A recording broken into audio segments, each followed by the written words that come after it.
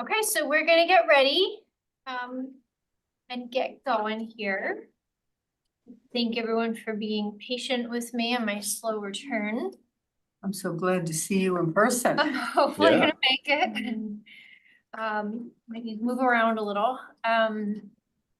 Let's see, so we are in the upstairs, so from here, we can go out and down the elevator or the steps to the right. Or if need be, staff can lead us on the special way out to the left, which they have keys for.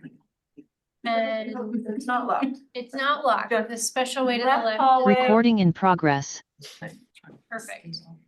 And any agenda changes? Okay, we'll keep the agenda as is, open to the public for items not related to the agenda. Anyone online having anything? We're not monitoring the chat, so if you want to say something, you have to turn your camera on and wave at us. Okay, we'll move on. Announcements and staff report. Anyone have any announcements? Donna? Yeah, I don't know if people saw the comment. I sent a copy of an article through our email system. And I just want to make a comment about that because an architect friend of mine who lives down in southern part of the state has a company that's now called Wheelpad, and some of you may have seen these. They make accessible, it's like an accessible unit, trailer size unit, that's very small units, and a module that can be added to a home to create an accessible bedroom, usually for an adult senior, parent or something like that, so that they can live with their family instead of having to go to senior housing. And he was so excited. He says, we have a factory now, we're building these. We have, we have orders. And I said, have you had any difficulty in getting these approved in different towns and cities? And have you put any in South Burlington? He said, well, as a matter of fact, we had a terrible time getting them approved in South Burlington. I said, what was the problem? He's like, NIMBY. For some reason, the neighbor just thought, oh, this is, and they're actually incredibly attractive units. So it surprised me, and I wondered whether some of the changes that we've been making, allowing administrative approval of things, if that's been changed partly as a result of this, because he had to come up to DRB meetings twice for one of them.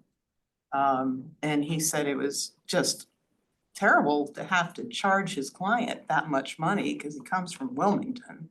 That's not close. And that, I said, well, what can we do? And he's like, there should be a way to kind of make it more just an administrative thing to add, well, sort of like, it's similar to an ADU, but these are quite small.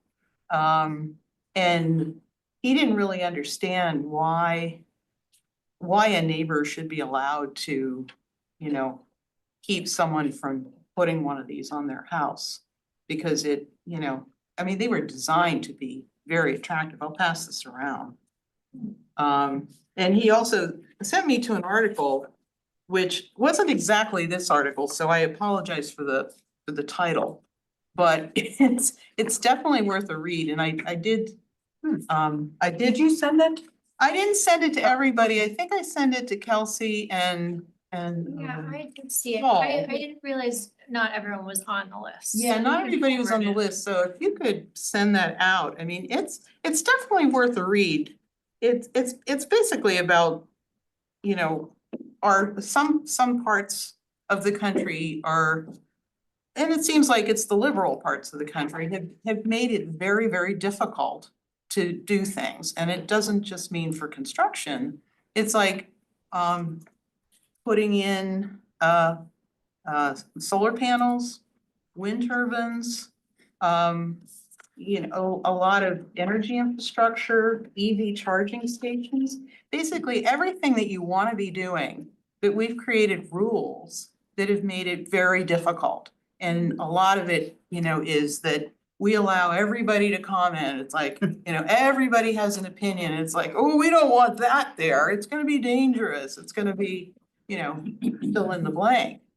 And, I think we really need to be thinking about that and I think one of the things I appreciated is that we have been making changes to the LDRs that allow for administrative approvals.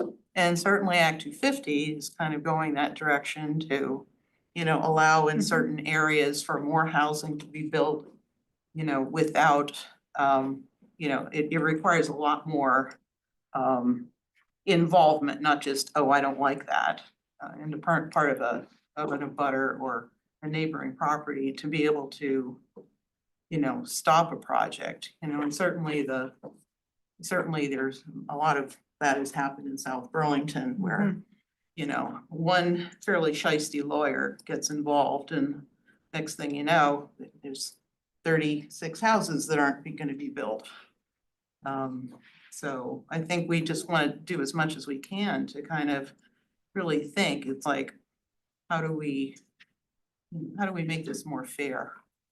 Yeah, and I think, if we are seeing a lot of issues with the accessory dwelling units or small addition, it's part of our housing goal to be having additional units Right. and smart infill, so. Yeah.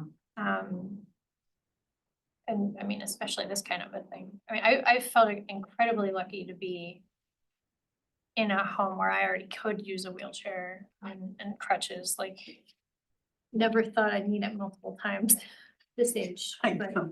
But you've ended that, right? No more? No, I just crutches now, so yeah. I never hopefully- get rid of my crutches. Yeah. I've used them. Well, I'm keeping the walker now, I guess, too.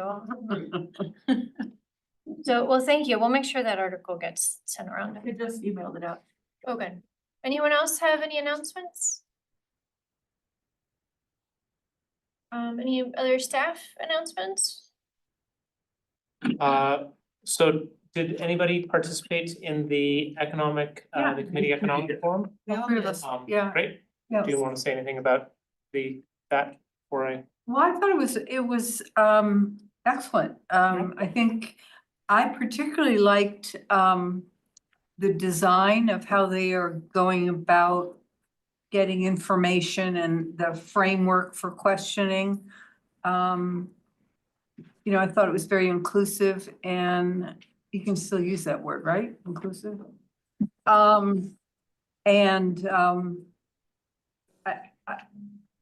feel like the outcome will be good. I mean, they don't have all the answers. They had some really fascinating data. Like South Burlington is getting younger. We're one of the younger communities. Amongst a Yeah. group of 10 Yeah, cities. So some interesting data like that, but I like the way they presented it, and it sounded as if there's lots more steps to come. And I'm optimistic that what they come back with will be very helpful. Yeah, I thought it was interesting because at the end I made a comment because I said, well, I think we're getting younger because, I mean, certainly I look in my neighborhood and my neighborhood has gotten much younger, but it's one of the more affordable neighborhoods. And, and I think that's an indicator too. Right. But yeah, if you go to certain parts of town, you'll see mostly young people. But the statistics we've heard forever has been that we're an aging Right. state and an older community and blah, blah, blah. All our friends are older, right? Well, all mine are, my close friends. Hi, this is Paul. I didn't attend the meeting, but I sent something to Jessie Baker that she said that she would share with Alana. And it was a criticism of the report, the study, that I thought that it was oh, it is based upon things are going great, things will go great forever. Will continue to grow, will continue to boom. The economy will always be good. So, that was my 2 cents was, I think that we should look at what might happen if the future isn't as great as we think it's going to be, which it seems to be looking that way right now. Well, their data was collected before last Wednesday. Right, exactly. Exactly, yeah.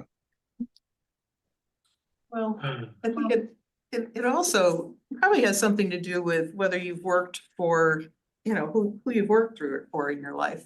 If you work for private industry, I think you probably are more taking a wait and see attitude. If you've worked in government or in nonprofits, you probably think it's the end of the world. It's like, I've never worked for a government entity, and I'm like, and I think about all the places I've lived where we have had a lot less government than here.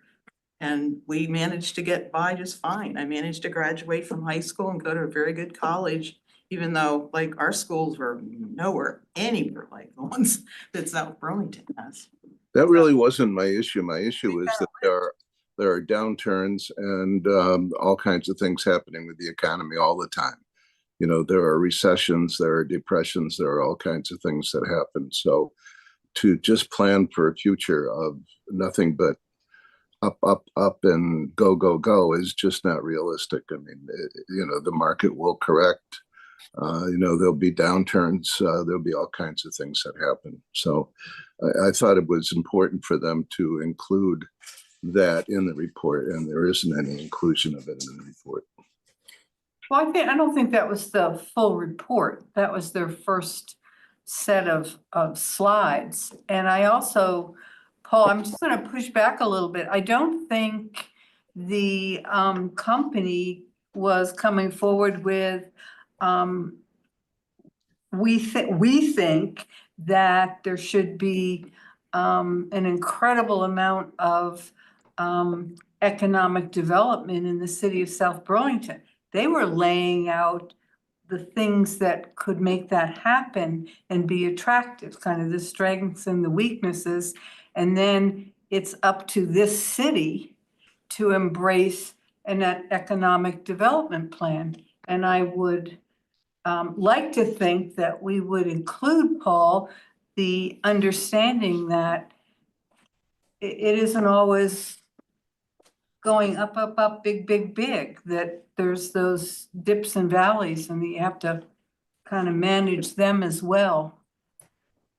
But that was just my takeaway. No, I think it was very well done, but I think the focus, the outset was on workforce development, housing, and attracting technology companies.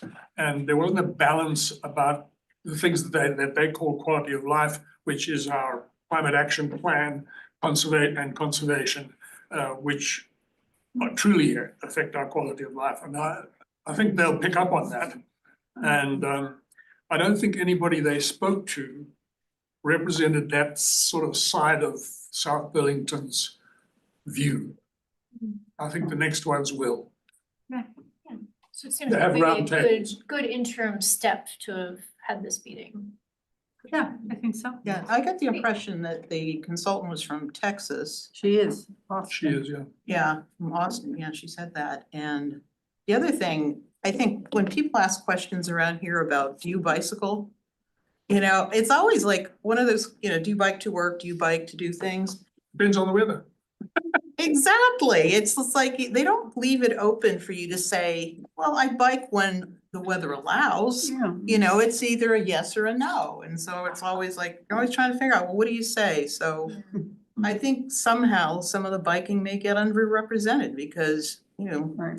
most people can't do it year round.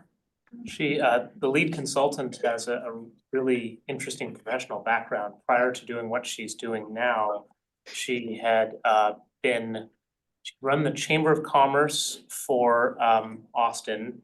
She'd been the deputy city manager for the city of Austin, and she was head of Texas Nature Conservancy. So she's sort of got Is she the an whole, economist by training? I don't know that for, but she's certainly, to your point, Michael, she's seen many sides of this, this equation, and that's part of what was really attractive about bringing Brings a their lot. team in. Hmm. I just had one. Oh, go ahead, Duncan. Yeah, I just wanted to give some feedback. I actually did speak to the consultant. They interviewed me for their, all their knowledge, not my knowledge. Yeah, I think that the plan is kind of a recognition that the economy is a big pillar of the city, and looking at it, what are the pitfalls? What are the opportunities, and what can we do to avoid the pitfalls and hopefully take advantage of the opportunities? I don't necessarily think it was, as Paul said, all go, but what are the major problems facing some of our bigger employers or the economy in the city, and what can we do to help? And not exclusive of the environment or the conservation, but holistically. I think it's great that the city's doing this. So. We haven't had, I mean, this group hasn't had a lot of focus on it. We've had a lot of other focuses, so it is. Yeah. It's something I felt like we haven't really dove into, so it's great. Other announcements? Just one brief announcement. You're gonna see that there is in the bottom left-hand square, the Hollywood Squares up there is Town Meeting TV. So we have been recording our meetings for a long time and posting them to YouTube. The council worked with our city manager to come to an agreement with Town Meeting TV, where they will be in the background of all of our meetings and performing the same level of service of providing indexed recordings for the future. So it's gonna be really nice that now DRB, Council, Planning Commission will all be to the public viewing the same way, kept in the same place, and like I said, indexed by agenda item. So just welcome to the folks from Town Meeting TV. That's great news. Thank you. So we better keep it civil here. That's right. Don't need our bickering on TV. Okay, so let's see, moving on to our form-based code heights visualizations. This is something we've been looking forward to for a while. And we had some in our packet, and I want to start there, or Kelsey also said that there were a few revisions from the consultant as well, so we might see some new images as well here during this discussion. Yep, so the version that you have in, that was provided to you in the supplemental packet, they are scaled to the maximum height that we provided to them. The feedback that we got from them as commercial architects is that our maximum height and our maximum stories didn't actually match up. So what you saw in what was provided to you is a maximum of about 12 stories with roof and then rooftop structures above that, pitched roofs, things like that. We've also asked them to write up the maximum 14 stories, and Paul has access to those to share, so that you can, because we gave them two numbers that in their opinion didn't match. So we're gonna show you two things. One is a maximum feet that actually works out to about 12 stories. The core of which is that we estimated that an upper story, a residential story, would require 10 feet. And they said to get an 8-foot 6-inch ceiling, you'd actually need closer to 11 feet because of the way that the structure needs to be done and the ducting and systems and other things as you go higher. So 14 feet or 14 stories, as we proposed, would require a higher maximum feet than we had proposed. So in effect, what that does is you asked us to show a range of what would it look like at 10 stories, what would it look at 12 stories, so Yep. this is those two ranges, just the heights are. Yep. And then there's some different views, as you can see in what was given to you. Some that are focused more on the San Remo Drive area. That's the area we chose as indicative of what you could do in the T4. And then other views kind of point the other way and are more focused on the T5, which is more the Dorset and Market Street area. A good number of buildings that exist remained, things that we anticipate sticking around for a while, like the Trader Joe's building, Healthy Living, things like that. They are not sort of in the timeline to be replaced anytime soon. So some of those remain, and then they strategically located a few buildings on, specifically on structures or lots that we anticipate are pretty ripe for redevelopment, like that sort of half-used parking structure by the DMV building, kind of behind Barnes and Noble, things like that, that are pretty ripe for putting new buildings on. A couple of things to note, we didn't have them build out every building to the maximum height. We don't think that's realistic, and neither do they. Not every building is going to be built to the max. So there is some variation within it. There's also some variation on rooftop structures and roof lines, how the podium, sort of a commercial podium, is designed, and then a residential area above it. Sometimes it's more of a tower, sometimes it's more continued. A few of them split into, at least one splits into 2 towers. So we asked them for some variation in that. It also reflects the proposed requiring a step back of about 10 to 12 feet between the 3rd and 8th story at some point. So that's reflected in the visualizations as well. And then in 1 or 2 places, they did put a frontage civic space. So having the building kind of be an L shape or a U shape with a well-designed plaza kind of space intended to be in the middle, actually fronting on the street. Bring it up, There it is. Do you have it? right? Are we gonna? It's up to you. I mean, whatever you'd like to do with it. So we did this, so you asked for some visualizations. The last thing I'd add is that in this draft of it, we were trying to find sort of the sweet spot between the very amateur 1 hour, couple hour job that I had done and something that would take a very long time for the designers to do. They were not tasked with all of the different building breaks and building tops and window standards and things like that. They did shade out levels so you can get stories. And in a few buildings, they kind of added a little bit of like generic windows just so that it feels like a building. But I'm happy to bring up either the PDFs, we also have it as a Google Earth file, and either the version that you saw or the slightly higher one. So you tell us where you want to start. The one that came with your amended is the one that's got the labels on it. Yes. Okay. So the PDF that has labels on it, that's the only thing that you have. Good. The sort of ones with additional height haven't been circulated. Paul has those. Right, so there's another version that also has labels that's 2 more stories in height. So you have not seen that one. I have it on my computer. We just got it at about 3 o'clock today, so. Yep. So tell us where you'd like to start.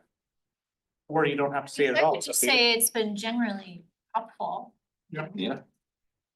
Does anyone have any like specific things they wanna look at together or comment on, or we could look at the slightly higher version? I'm curious to see the higher version. Yeah, maybe that makes sense to change. pull up. It's new. Didn't we say we would limit the basic to 10 to 12 depending on it's 10 if there's no affordable housing bonus, and it's 12 with rather than 14 going to 16? That was the discussion about the T4. Only T4. How do we finalize what we're? Well, I doing? would say, I guess there was a lot of There was discussion of different open-ended, possibilities, yeah. and I think this is in the realm. Yeah. All of these, I guess is what I'd say, is that plus or minus a story or two is sort of in the realm. So not to, so this is the plus version. So this is the same thing you saw, but with 2 stories added. So this is the So that's Barnes and Noble, and that's.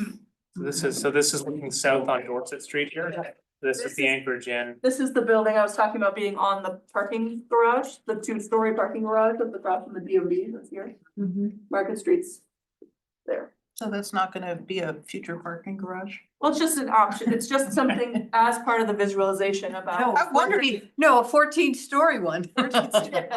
So it's the old, The small footprint for The a old- 14-story. am I seeing the only kind of, they bumped up like some of the buildings, but not all. of them, Right. is that- Yes, correct. Yeah. Yeah. That makes sense. So we asked them to show a number of buildings that are hitting the maximum, but don't assume that everything is, Yeah. because that's sort of showing a non-realistic outcome.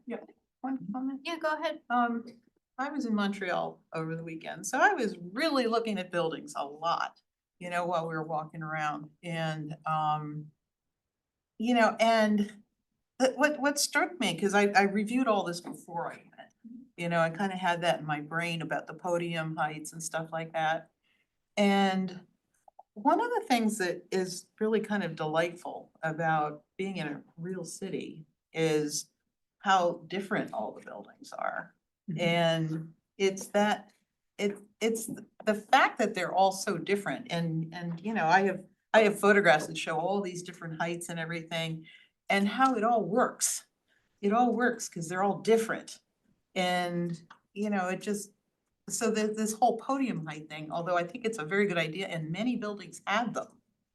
The fact that the buildings were different materials, particularly above the podium height. And that's one of the things that I think maybe we want to talk about because, you know, the fact that we've kind of controlled the materials and everything like that, that maybe that's not so important when you get above the podium level.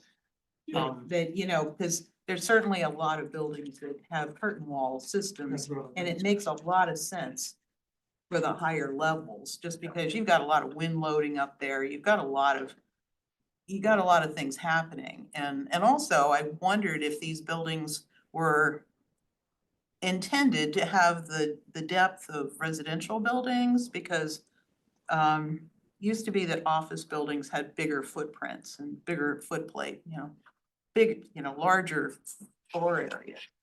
I And think it's- in many cases, Donna, not across the board, but they, for the taller buildings, in several cases, they did lean towards the residential, seeing that that's a more likely outcome, at least for the near future. Yeah.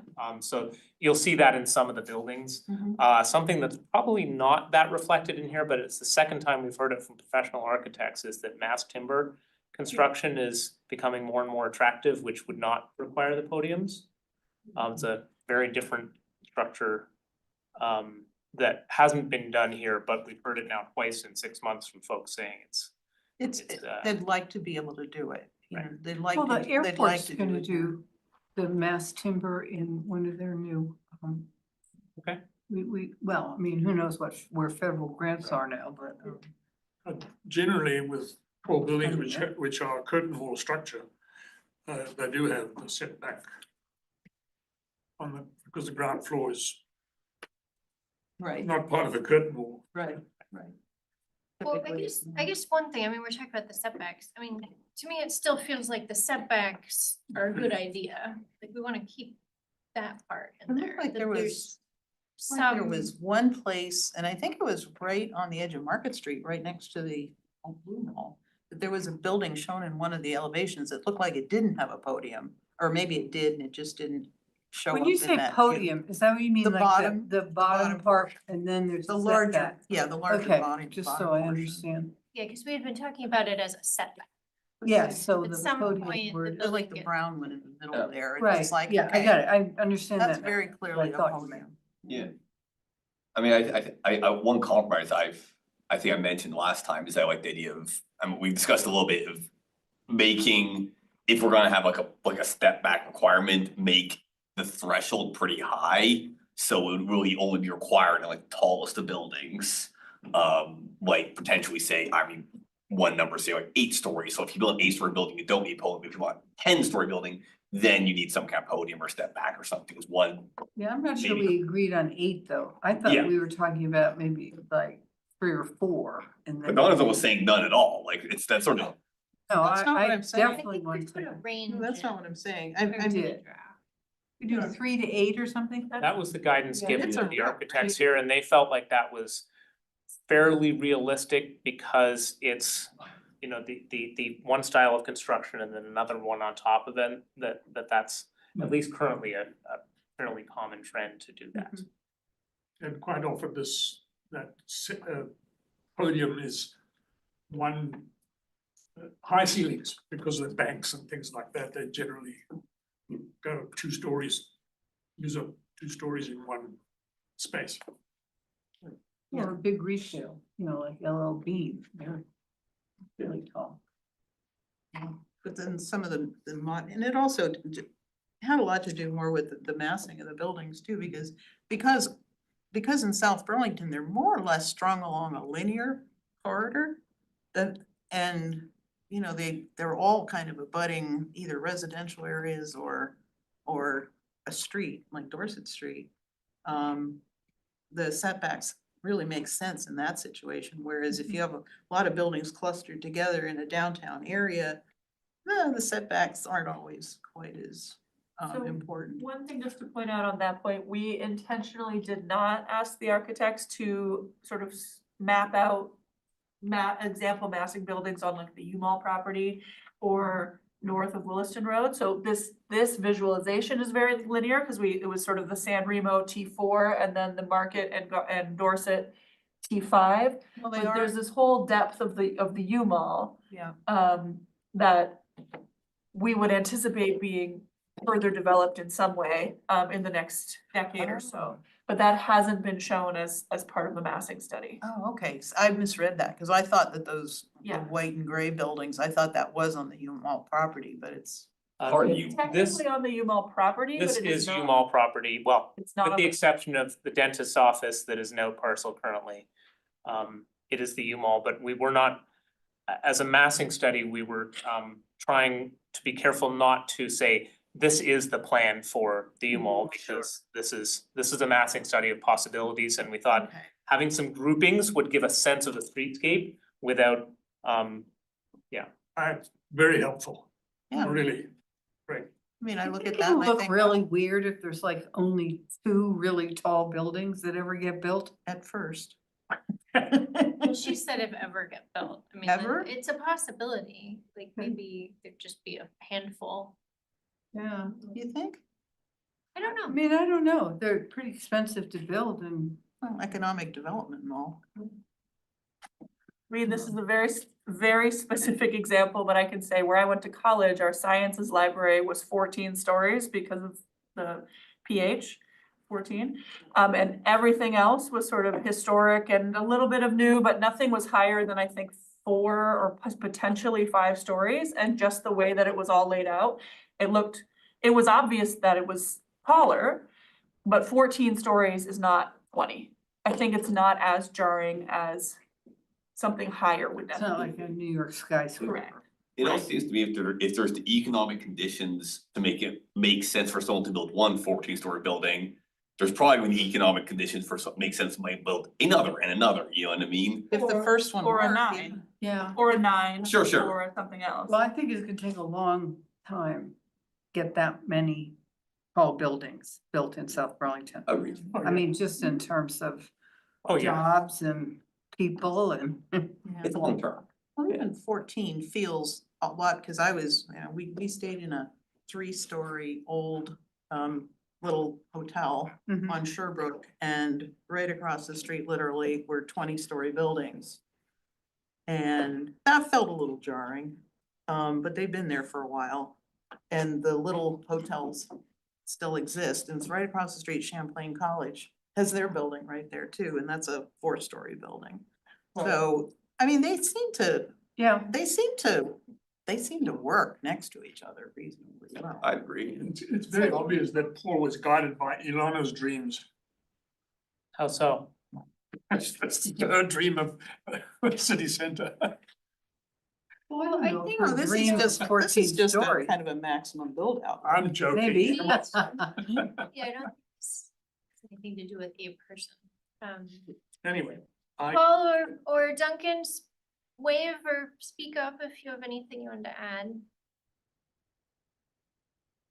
Or I'll just keep an eye. all right. Does anyone want to see anything different? Or, I mean, I feel like this is very helpful for when we get to like public presentations. Right. I'm interested to get feedback from the public on kind of that that range of upper limit, like, yeah. you know. The ones I looked at the most are kind of in that 9, 10, 11 range, like the first ones we got was kind of where I was feeling like felt comfortable as an upper range, but now we have these, I wanna take a closer look at these 8 taller and then ones. 12. You know.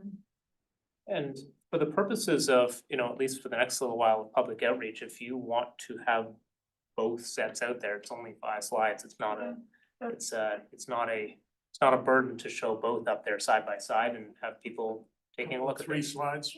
I think Yeah. that could be really helpful to kind of be able to think about the range we're contemplating and. Has the One, fire marshal had any comments about we that? just, Kelsey, just last week reached out to the other departments. Mhm. With the, to ask for meetings for them to review. I'd say preliminarily, the fire marshal noted that no big surprise, there's a lot more codes that come in for tall buildings, but that's not a surprise to anybody. And we're also sending it this week to, folks who participated in the outreach that, Nick hosted last summer. So we're gonna start to be getting a lot more feedback. Hey Duncan, just 1 second. So I know in the past when we set the building heights around 5 stories, it was very tied to like our fire equipment. And fire response. Are they gonna be commenting So that's gonna be specifically one of the on that? specific questions that we're gonna ask them is Yeah. what does that change in terms of equipment needs? If it does at all. It may just be that there's different code requirements for the construction of the building, because at some point you max out any truck anywhere. But that is one of our specific questions is, are there capital needs that these thresholds create? And Duncan? Yeah, one thing, just in terms of scaling, looking at those buildings on the back of San Remo Drive, but those are 4 stories, yes? They are up to 5 on the San Remo side. Yeah. And 3 on the side facing the neighborhood, which Okay. is the current requirement. Yeah, the Okay, way- no, that was my question. I don't know if there's a way to show that scaling, because I think that's certainly, people are gonna have concerns about that abutting the neighborhood. It would be good if you could see, okay, here's the 8-story buildings on Dorset Street going down to the 3-story buildings that are abutting the neighborhood, because it's tough, when looking at it from the view we had, this is a much better view. Yeah, that's a much better. I don't know if you can somehow incorporate that in, because that's. So it's just a matter of what perspectives you wanna see, so Yeah. it takes them 10 seconds to make another one. Okay, no, that would be great, because that gives a much better view of what the profile would look like. Because I'm sure that's a concern a lot of people are gonna have is abutting, you know, the neighborhoods. You know, how high are we gonna go? What are we gonna allow? And I think that's gonna be something that's needs to be very clearly spelled out. Yeah, not only how high, but how large a building, because I Yeah. think the more than the height, but certainly more than the height is just the footprint of those buildings are really, really large. They need more green space around.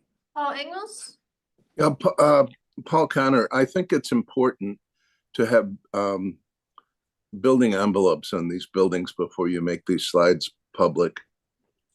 I discovered last time around with form-based code that I think people's expectations for what they're going to look like are greatly formed by the building envelopes more than the size and the height and that part of the building. So I'd actually be happy to do that for you, put some building envelopes on those. So Paul, you mean like pictures and bricks? No, and- just, just show what they'd actually look like built out. Right, with windows and doors and that kind of stuff, siding. Landscaping, the works, setbacks, everything, yeah. The architect would love you for saying that comment. Oh, well, That's a lot of extra work. I mean, I guess that's the question. There's a couple questions for you in there. probably could do it while we're waiting here in the meeting, We had a very preliminary conversation at the very beginning of this project with them about sort of the scope of work. It is magnitudes more to, they showed a couple of buildings where they just sort of put generic windows on there. It's magnitudes more to both dress up each of the buildings and then magnitudes beyond that to look to our form-based code to all of our standards within it. They were not tasked with doing that. I don't have a cost for doing that. I'd certainly be happy to do it. I will say that I'll do it for you for free. Do I you, work, I work a lot in AI, and it's easy to do that kind of stuff in AI. Believe me, it really is. I'll do it. I'll send it to you. You can see what you think. I think we're very open to looking at something you produce, Paul, so. Thanks. Yeah, Interesting to see. because I agree with him. It will, if the public just saw that and they lived in one of those little houses, they Yeah. would probably. Yeah, I don't want that next door to me. Yeah. It sounds Right, like if they were We're still attractive sign. looking, Still you know, they could be convinced that maybe it was okay. Yeah, we did that with form-based code. We had the same kind of thing. We had the, you know, the building blocks kind of stuff. And, you know, they ended up building building blocks, you know, they never built, you know, the part of it that was the important part, which was the envelopes. well, it sounds like we have budget to get maybe a couple of other viewpoints of the same model, like this one we're showing on the screen. Yeah, And then we also have I'll budget. do a couple of them and send them out, Yes. take a look at them. Yeah. That stuff has gotten really easy to do with AI now. Any idea? Could we consider doing something like this along with the north side of Williston, Probably can. which is kind of where the future might lie? so You you can would. have- You can ask AI, you know, tell us what the city will look like in 2050, and it'll tell you what the city will look like in 2050.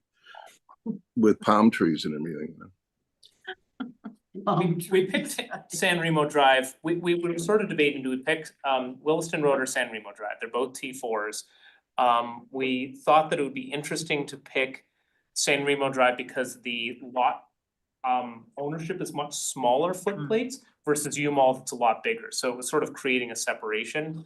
I can ask about it. I guess what I would say, what I was about to say is the company that did this, Freeman French Freeman, were very excited to do a quick project that they could slot in amongst all of their other big jobs.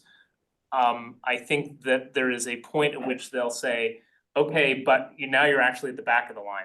They put us at the very front of the line, knowing that you had a timeline that you wanted to hit.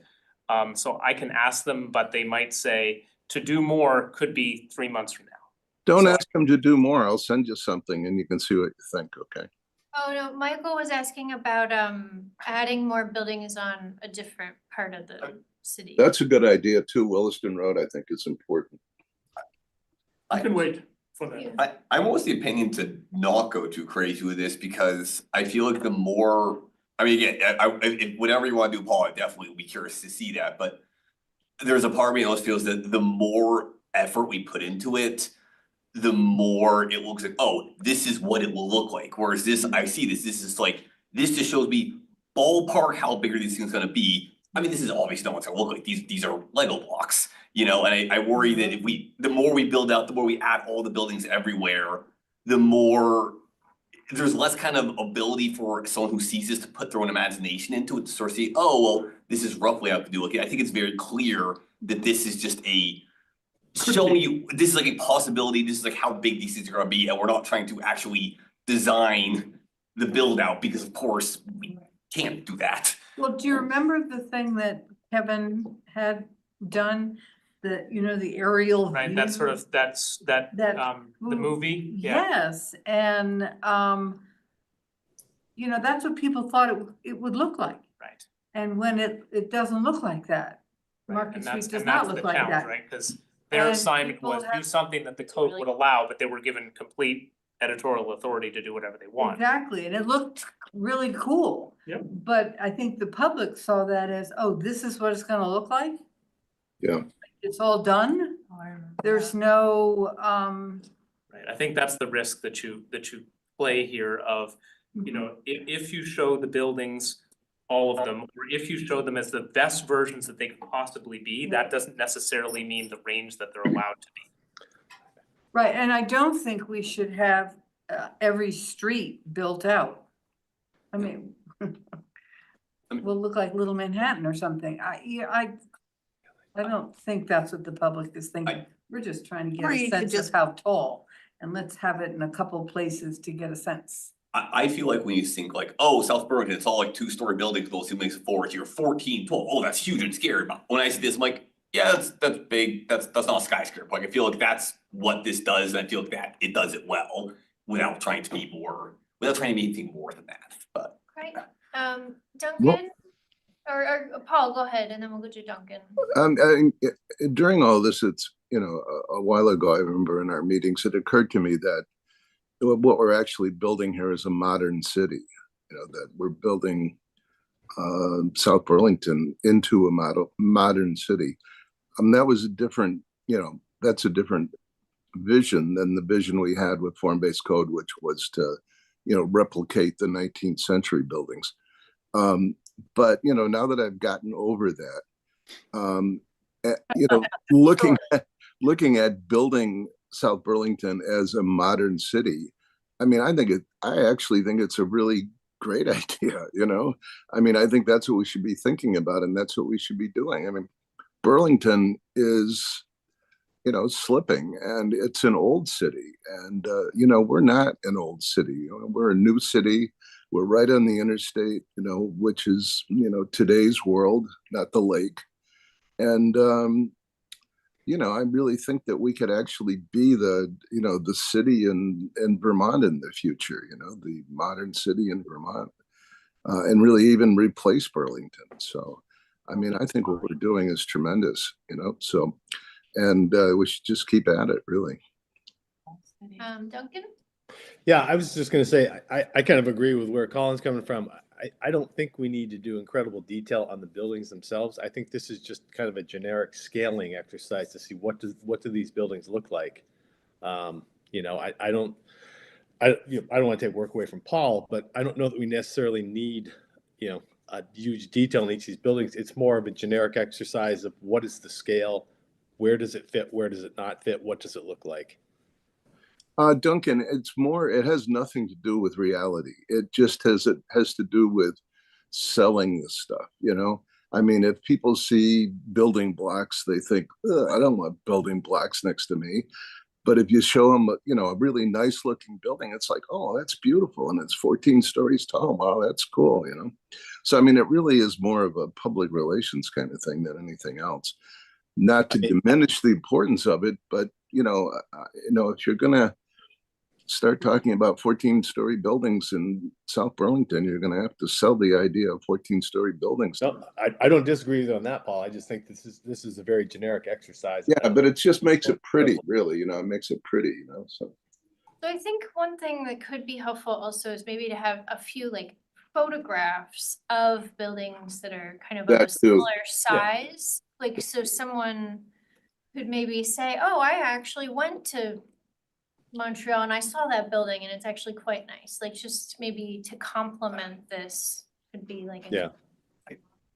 So, do you wanna go ahead? And then we'll get you in a minute. What quick comment, I don't know exactly what the limits of Google Earth is. I know you can't just easily add these to Street View or anything. I would be curious if there's any possibility of getting an angle from like as low down as possible looking down Dorset Street. Like, I know we can't quite get eye level, I don't think with this model, but I'm curious if we could get like a rough idea of like kind of what the looking down the street is, because that's sort of like a view that people might actually see. Down the Lower, tunnel. yeah. Yeah, kind of like that, yeah, Yeah. that's like, I think the lower we can get, the more I think helpful it is, but if that's the lowest we can get, I think that's still a helpful view, it's Well, I like, think that gives a really good sense. yeah. I No. mean, you could sort That's a of great picture idea. that. Okay, anything from the audience or, go ahead? Yeah, I think the discussion I'm hearing from everyone with like the pros and cons of to what level of illustration is actually pretty valuable, because there are lessons learned from the form-based code, but also if you show an existing parts of the city with purely blank boxes, it will just translate as like brutalist architecture. And so even though your intention is to show something blank, it won't register that way because the level of detail of the boxes is less than the pixels everywhere else. And so to show something like this would be good to have other texture on it. That said, where you're going, Jessica, with can we get pictures of examples that are real that show those height differences that aren't showing a change to our own landscape? I think that's probably the safest bet and direction to go in general, just because it avoids more of the problems overall. In terms of the height and massing, I think it's interesting because it does look like a really big building backing up onto Barrett Drive there, but right there on Dorset Street, you have a building of that size directly next to one-story single-family homes, right? It's the Green Mountain Inn. I don't know what it's called. It's like the hotel with the pedestrian bridge. I think that's what it's called. Yeah. Green Mountain Suites. Suites, right? That's a full 3 stories plus all of its roofing accoutrement. And so that's, you know, thinking, is that actually the maximum height that could be next to a residential neighborhood? I don't know. I think if the form is nice, then it probably could be more than 3 stories, just for consideration, but it looks different in color in real life than a gray box does. I just sent an example of, I had to take a picture of this in Montreal. It's right near the Olympic Stadium. But they're actually 4-story units, but they do an amazing job breaking the scale down. I just sent a copy to Paul and Kelsey. Well, that's really nice, Paul. I think that's actually really kind of what you were getting Yeah, at, like Colin. you, yeah. You know, to have a couple of varying views, I think that could be really helpful. Yeah, so You know, it's the a scale suite, of so you have a It's about as little, low as we can It get. looks like a 3-story building. It's actually Yeah. 4, maybe even Well, 5. I'm in the interest of not getting too far behind, it'd be nice to move on to the height, how we measure height discussion, if people are ready. They're all new, Fine by me. Okay, let's go with how we actually measure this. relatively. So Nick's leading this section, so shift your mental gear. We're not talking about the form-based code now. This is a separate project about heights They have citywide. Whole city. So, Largely outside of city center, so shift mental, physical. Right, exactly, so, yeah, excluding everything that we, excluding everything we've just been talking about, we're gonna play with the periphery a little bit. Hey, So I can't. all of you over there, you're gonna get separated. Nick's on. So, so we're gonna start this discussion about how to measure building heights in the neighborhoods, outside of the city center, outside of the form-based code, by bringing things right down to earth. So when we started this project charge, and we're gonna work our way back out for a little bit. So when we started this project, started it out with some research and some discussions with some folks who have interacted with our LDRs over the years, builders, developers, designers, architects, and got a sense for where they were having issues with doing what they do after, you know, in their interaction with the LDRs in terms of like heights and how to measure them and how to comply with the various requirements that we have that regulate heights of buildings. And so and across the spectrum, one big thing came out, which was that the sort of, no pun intended, foundational problem for most of them was how to measure grade and how to and where and how to establish grade as the starting point from which you can measure other measures of elevations, stories, overall height, relation to street, etc. And so what they, were describing were difficulties in making their designs, pretty standard designs for homes, duplexes, single family homes, duplexes, etc. Fit in with our requirement to use the pre-construction grade, which is the grade before any kind of home building has begun. And this basically leads to a situation where they're sort of reverse engineering their buildings based on the box between where the starting grade is and where the allowable height is, while also still having to consider relation to street and overall topography of the site, as well as any unique factors that might be in the design, and of course the overall layout of the site to maximize things like views, solar exposure, site the driveway properly, et cetera. So doing this on both, we identified some difficulties with designing around the pre-construction grade measurement in both subdivisions as well as like infill, sort of tear down, rebuild. It was a very common issue that people had to navigate. So and also talking with some of the other issues involving heights, like the number of stories facing the street, et cetera. It emerged that the reliance on pre-construction grade is one of the things that drives the complex nature of table C2 with its multiple types of stories facing the street, stories under the roof, et cetera.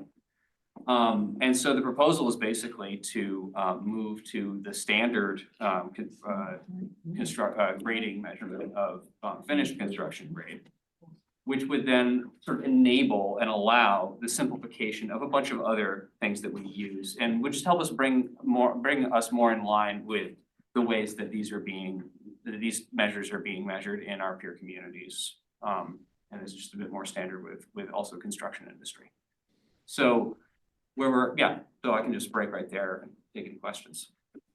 Makes sense. Yeah, makes sense. Makes sense to me. Yeah. Well, sometimes a construction company will cast the basement at the grade level Mhm. and then landscape all around it. So now they're like 8 feet above ground, above grade level Mhm. to the construction. And I wonder whether that's can be managed somehow. Let's say I've got a lot, and if I can build my house 10 feet above grade, I would have a fantastic view, but if I don't. Mhm. So managing that difference between grade and finished construction, I think we need to think about.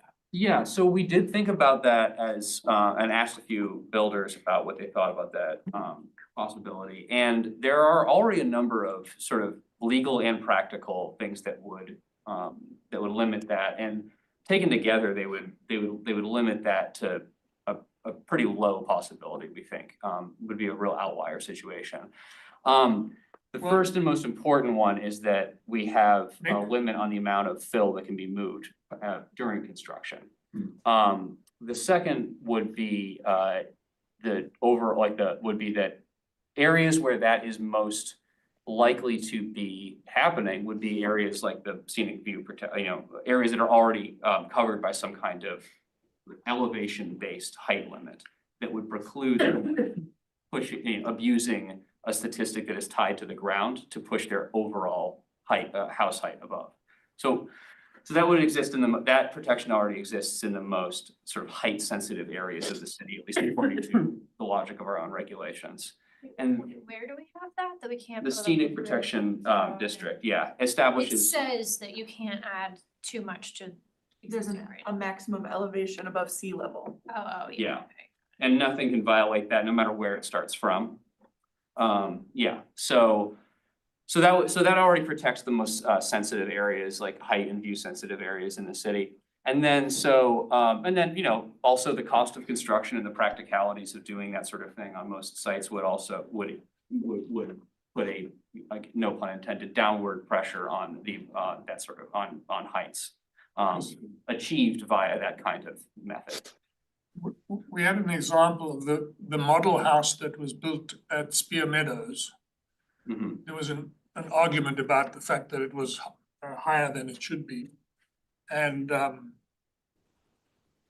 that house was built quite high Mhm.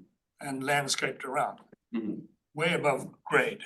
Mhm. And it seems to, it sticks out like a bit of a sore thumb. All the other houses in Spear Meadows are more or less at grade, Mhm. street level more or less. And then you go along Kimball Avenue and have a look what they've done. Mhm. They've basically done what mountaintop miners do. They chopped off the top of the mountain. I mean, have you been down there? Anybody been down there? I drive by, yeah. I mean, it's a So disaster. there's a big pile of dirt. It's So huge there's holes any- in the I'm not sure ground, where they it cut A lot down of the stuff forest. around, yeah. I don't know I where mean, it- they've changed the topography completely. So I don't know whether that's controllable, but there's no way that you'll ever find what was the original grade because it's gone. Mhm. And it's been filled up with boulders and crushed stone and who knows what. I have a couple of what do you call them? Pictures from a few years ago and now. Well, what's, And I'm not, I don't what's, know what what's the they've issue? done. What's don't- the issue? Well, how will we ever control, manage what they're gonna build there? But doesn't this say it's the street level is the?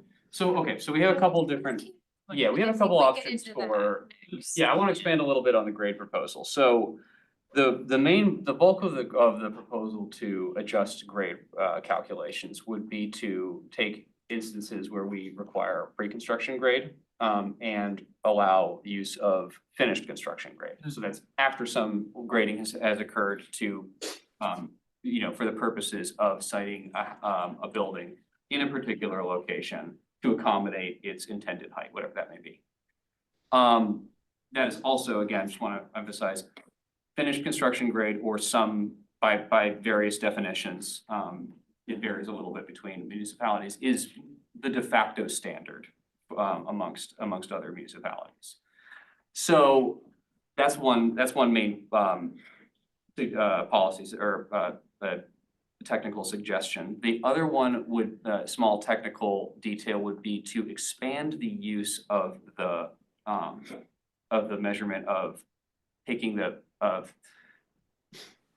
excuse me, the technical term for it is escaping me, but basically what we do in the form-based code where we require that we align the grade for construction for new buildings, the finished grade to the adjacent street. So currently, we don't require that or even allow it in a number of scenarios where arguably it could be allowed. So those would be certain subdivisions, certain infill areas that don't have wildly varying topography. There's a lot more of the city where we could be using this, and it's already shown success here in the form-based code area, which again is relatively flat.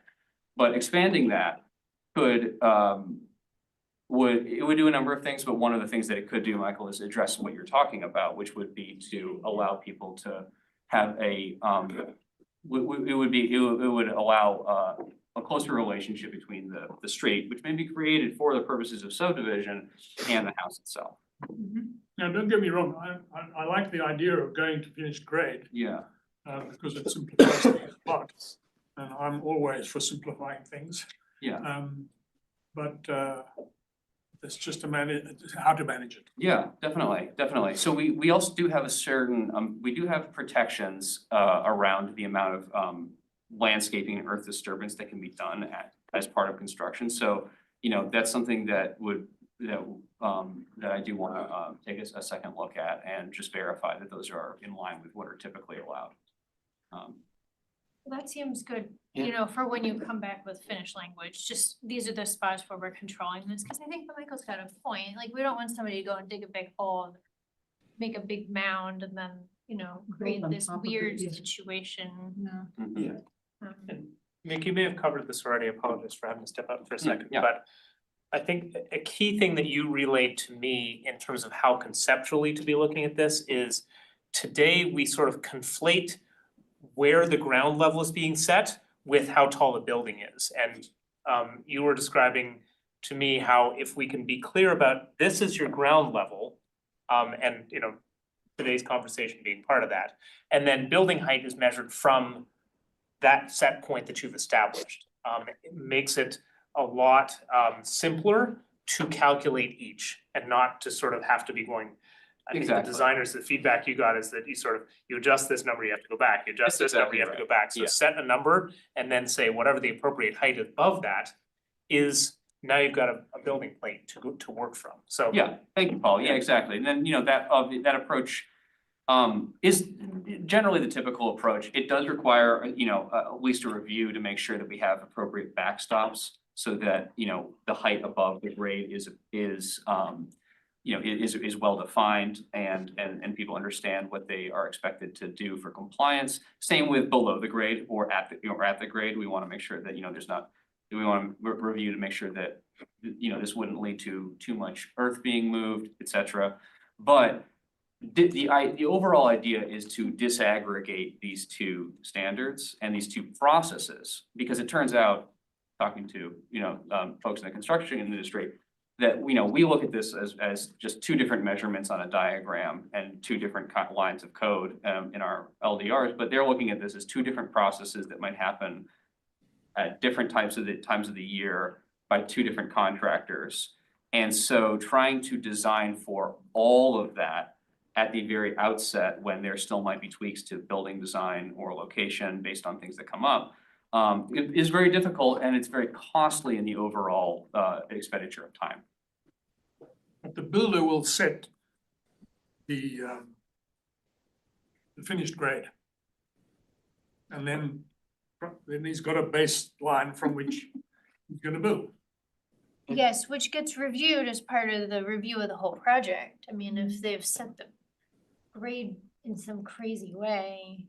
I mean, I could, you know, you build a development on a slope, like the on the right side of Yeah, it's a big flow. Kennedy.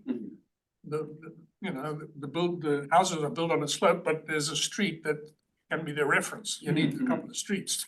Yeah, so I mean, I think, you know, I'd like to explore using the street reference wherever possible. I think I need to do a little bit more research to see how, if there, I'm not aware of a place that uses that as like the primary way to measure, except a place that's like primarily form-based code, or a lot of it is form-based code like Winooski or something like that. So I'm not myself aware of exactly a place that uses the street grade as the primary and sort of default way of establishing a grade prior to building construction or as part of building construction. I'm interested in seeing how broadly it can be applied, because it is an easy shorthand and it does apply very well towards infill and subdivision and form-based code projects alike. But, you know, I don't wanna overprescribe it, and I wanna make sure that we are giving a broad range, like an appropriate range of options. Right, because I mean, where you have slope is the place where it's not gonna apply as much. And I'm just sitting here thinking of all the earth sheltered houses and Yeah. earth sheltered buildings that are going up.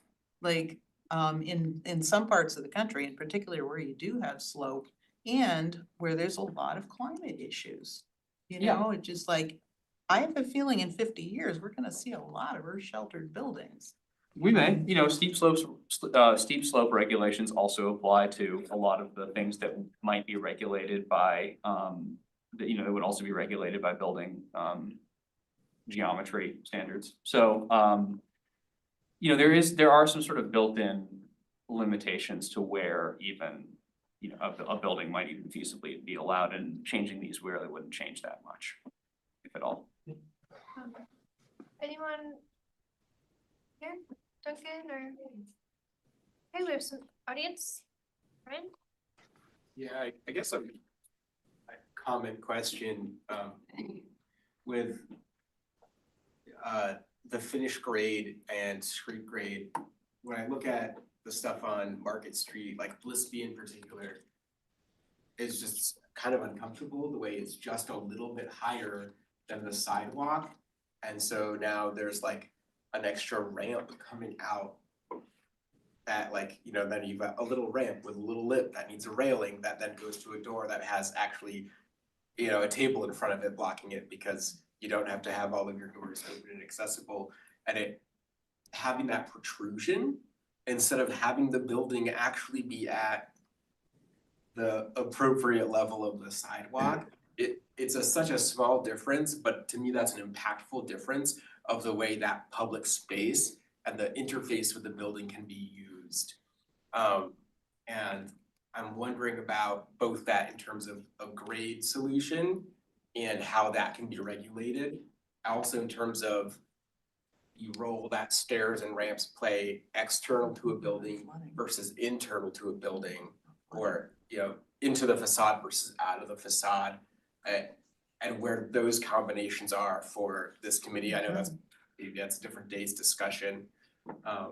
But we are fortunate to have fairly level ground in a lot of areas, but it's not completely level.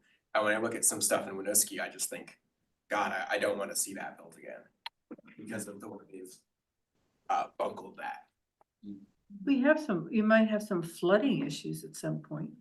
I mean, when I visited Venice, they have steps up and then they have these little contraptions that you fit in the door that go up this high to keep water out of the ground floor home or business. I mean, they're sort of cool. They really work, I guess. Floodgates, yeah. Yeah, Some but places in Vermont have them too. They're, on a dry day, they're not installed, but they're right. in the closet, ready. Yeah. And so, I mean, I think we have to be cognizant of that, so everything can't Yeah. Yeah. be without a need for a ramp or something. Yeah, at the same time, I don't wanna be, no, I think that all does make a lot of sense, and, you know, thanks for looking into all this, Nick, there's a lot of good research in there. I think one potential thing, I guess, I don't wanna be too prescriptive about, as you said, about looks like flooding and what elevation you're at, cause I mean, as an example, like, it's not street view, but that it's at 510 Shelburne Road that just went up.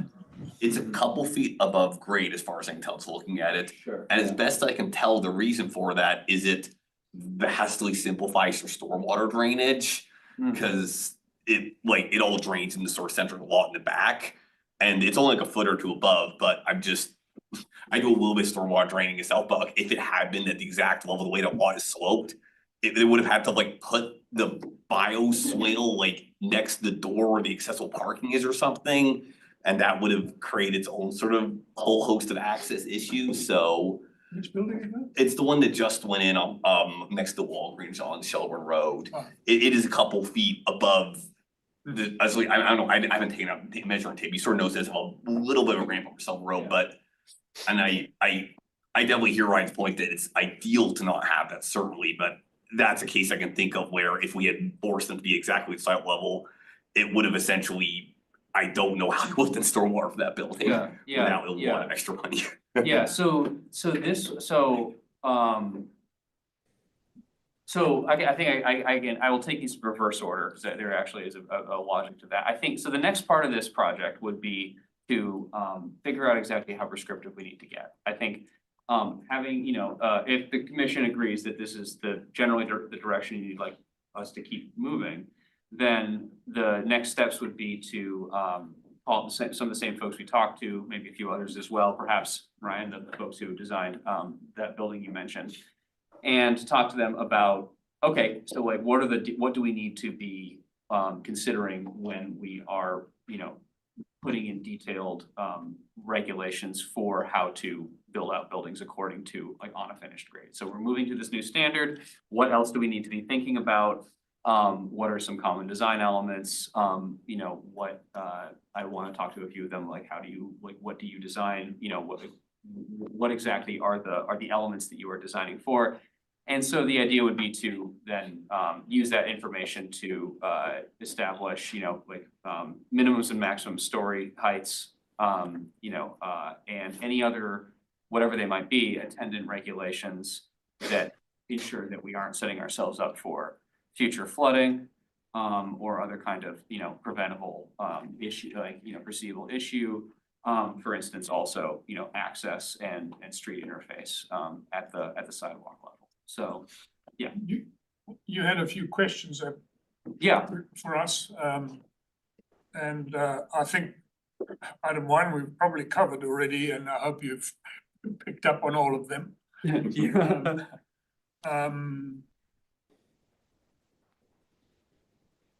question 3 about medium scale neighborhood.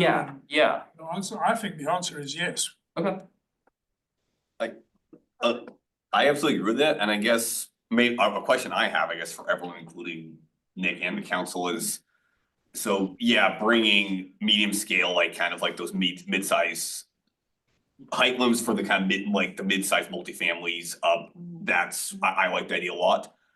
What would be the appetite to go perhaps a step further and differentiating something like putting a higher height limit on duplex, triplex, and fourplex compared to single family?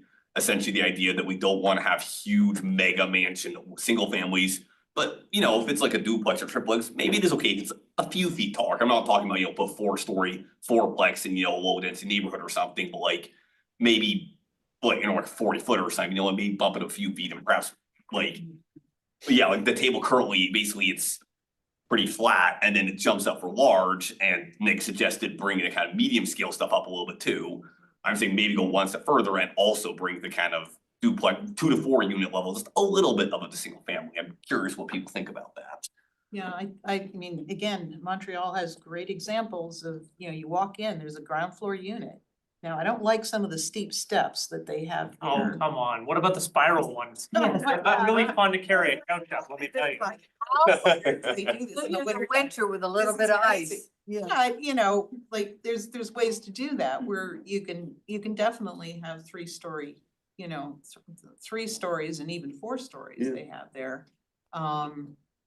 And I mean, it's something that we don't see. I don't know if we'll ever see it because I don't know how you get builders to build townhouses like that are multiple units stacked. Stacked duplex is basically what it is. And I don't know why it doesn't happen here because it seems to be a very common thing in other cities. Even in newer cities, you find things like this. And if for some, I don't know why it doesn't happen here, but you need the height, you need that extra height. The other thing that I wanted to comment on, because I know that we've always had this limitation on accessory dwelling units of 1 story, and I'm like, that makes no sense because, and I've talked with people who have these big McMansions, and I said, well, maybe someday one of your kids wants to live here. You literally could cut your house, put a wall in the middle and have 2 houses. But of course, we don't allow an ADU to be 2 stories, so that would be a little tough. So there's no reason to not have a 2-story. There's also the ADU. challenge of, our regulations today, if you're doing an accessory structure, wouldn't allow you, other than in the form-based code, to do a apartment over a garage, which is a fairly common way of doing an ADU, and They don't let you do that? Because it's okay all, is us, but because correct, it would 2 stories? cause that would be over the 15 feet cap.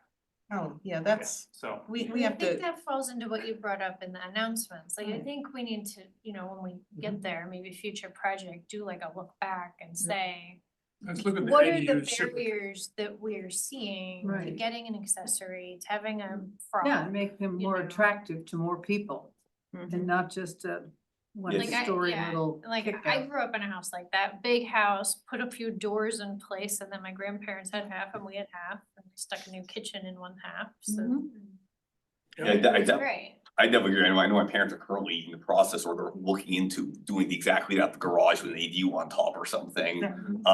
In their case, they like, oh, we need a new garage anyways, and I don't know, maybe so we already have like a live-in care or something there, you do that, and they're pretty stoked about that. And yeah, I would love to be able to build that, and it would be nice, I'd agree, to be able to do that here too. yeah. Yeah, no, I've been watching exactly that kind of ADU go up on Shunpike Road.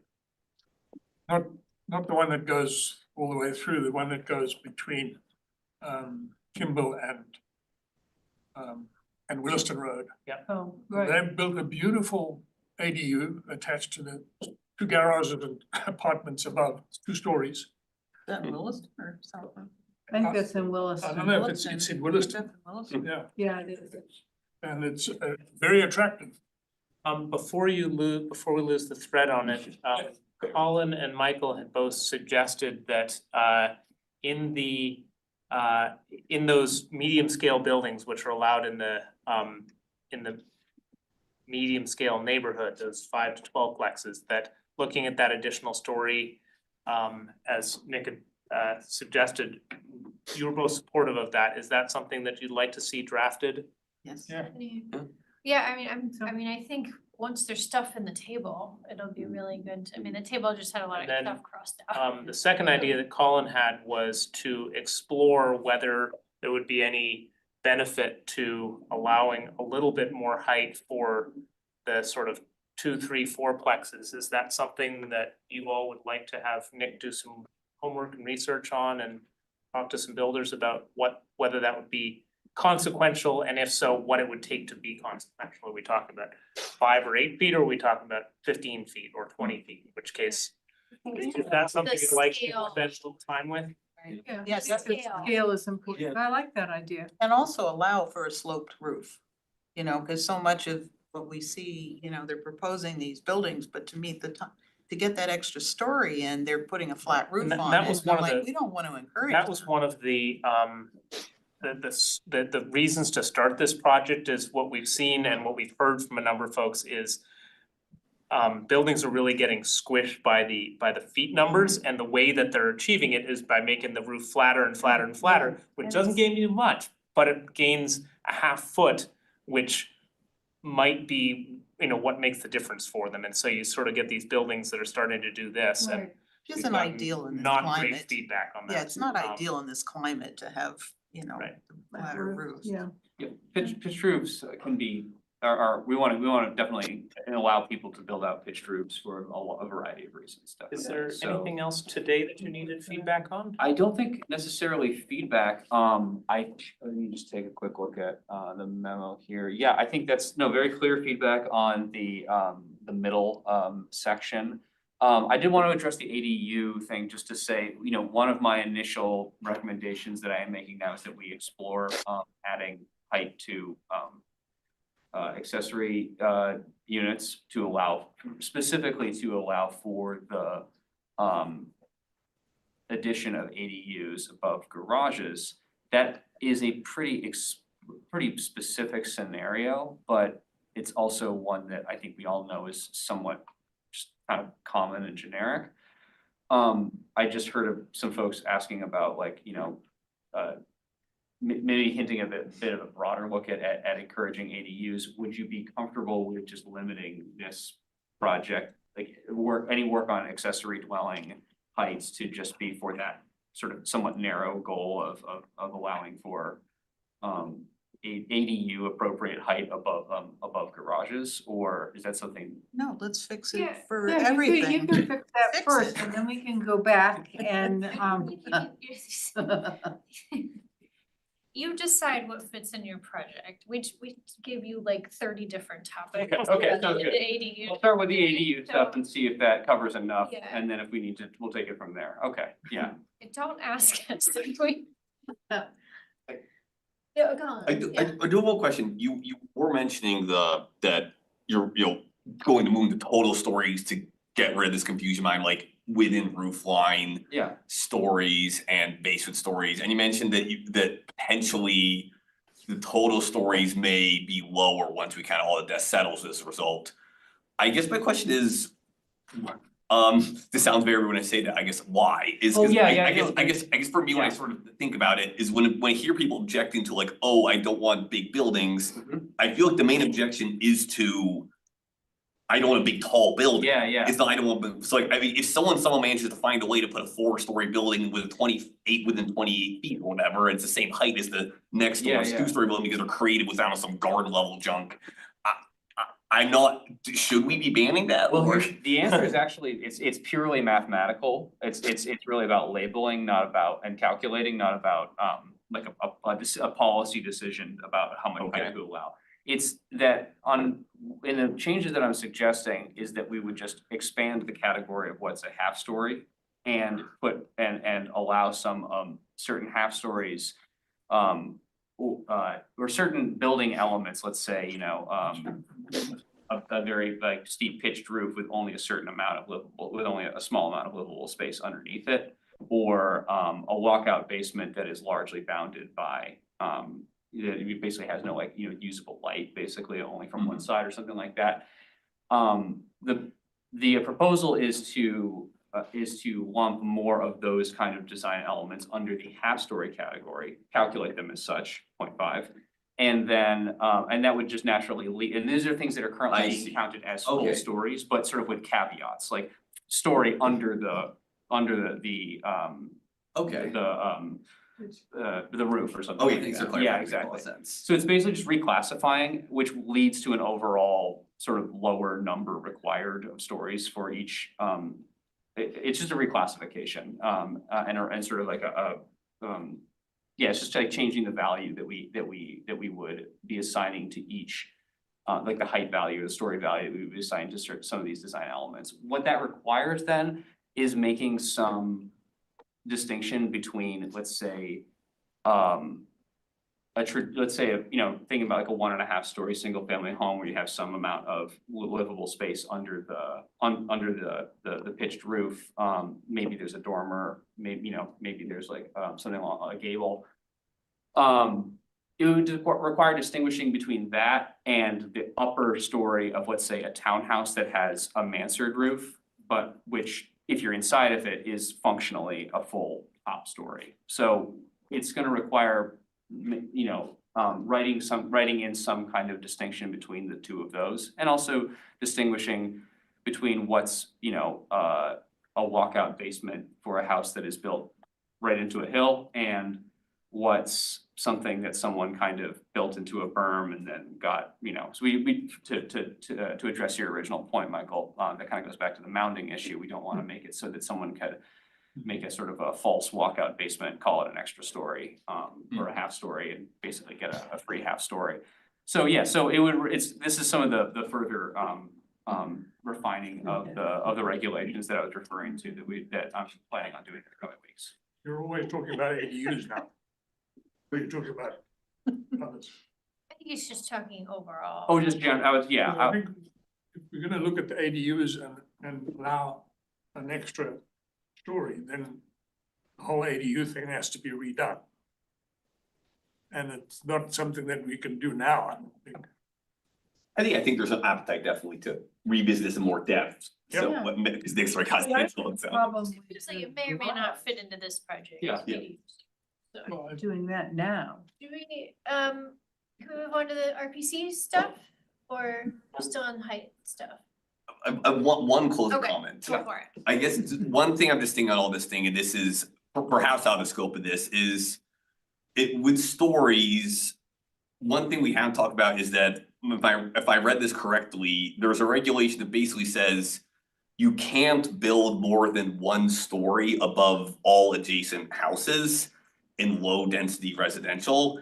And that includes like if you're on one side of the street and diagonally across the other side of the street view, that is included adjacent. My understanding of this is that as a result, because we have a ton of like ranch homes in a lot of the low density residential neighborhoods, a ton of the lots in the city are already not really bounded that much by our stories requirement or even height requirement. A lot of them are essentially bounded by, oh, there's a ranch next to you, you just can't build 3 stories no matter what. And maybe this isn't time to do this now, but it does seem that with all this work we're doing on bumping up height limits and maybe tweaking around stories to give people more flexibility, I suspect that if we don't find some way, I understand the appeal of having some rule that takes into account adjacent properties, so you don't have like huge scale discrepancies, but some way of softening that rule in a way that's sort of amenable to people in town might be needed to actually unlock the ability to use these changes in a lot of parcels throughout the city. Does that exist in South Burlington? That Yeah, rule? so there's the requirement in place today is that, as Colin said, within the low scale neighborhoods, you cannot be more than 1 story taller than I think it's the tallest adjacent, I think it's any adjacent. or any adjacent building on an adjacent lot within 150 feet. Yes. So I think that's a good idea to take a look at and see what kind of limitations that placing. You know, it either could be eliminated or it could be made 2 stories different. Yeah, That's something sort of like an that, acknowledgement that. Yeah, it's a very good catch, Colin, thank you. Height difference, like the house that's behind us is like close to our house, but it's up a hill, so it's already looming, even though it's not necessarily.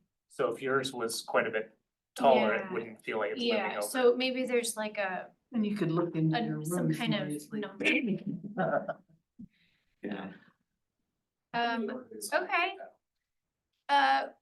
Kate, you're given, I think you're on. I'm gonna stand for a minute. Just stick with me. Certainly. Okay. It's spreading out. Feel free to stretch. So I haven't sat this long in like Do you, 3 months. I'm okay. I just need to Jessica, like, given that we had three stretch people a who were just in second. a meeting right before this and you're stretching, do you wanna invite a 5-minute break for people, or do you wanna keep pushing? break. Just feel free to stand up Get a if drink. if you need a Yeah, stretch. stand up. I'm okay to just stand. Outside and across the street, just to be clear. We'll do a 1-minute break. Michael's leaving the room. So I'm gonna do the quick lead and then I'll introduce Kate. So quickly, in your memo tonight, there are 3 related but slightly separate topics for you all. One is any additional feedback that you might have on the regional future land use map. Kate can speak to that. And we have all the maps up on the screen if you want them. One is about a recommendation to council about tier 1B, and we can talk about that in a little more detail. And then the third is the introduction of the housing targets. So we kind of laid it all out in there. Kate, if you have anything sort of preliminarily you wanted to say, go for it. This is Kate McCarthy. She was here a couple of months ago, back in January with Taylor Newton. For anybody who wasn't at that meeting, Kate is one of the newer staff members at the RPC, but is a seasoned veteran of Vermont planning, having worked with BNRC previously and the Vermont Community Foundation and the Wyndham Regional Commission before that. So we're really excited to have her with us. Paul, could Kate come up and sit next to Colin, then we could, Would that be easier? Then they could Yeah. see. Sure. can see you, yeah, Oh, I was gonna like zoom in really closely to her, but I guess we can, okay.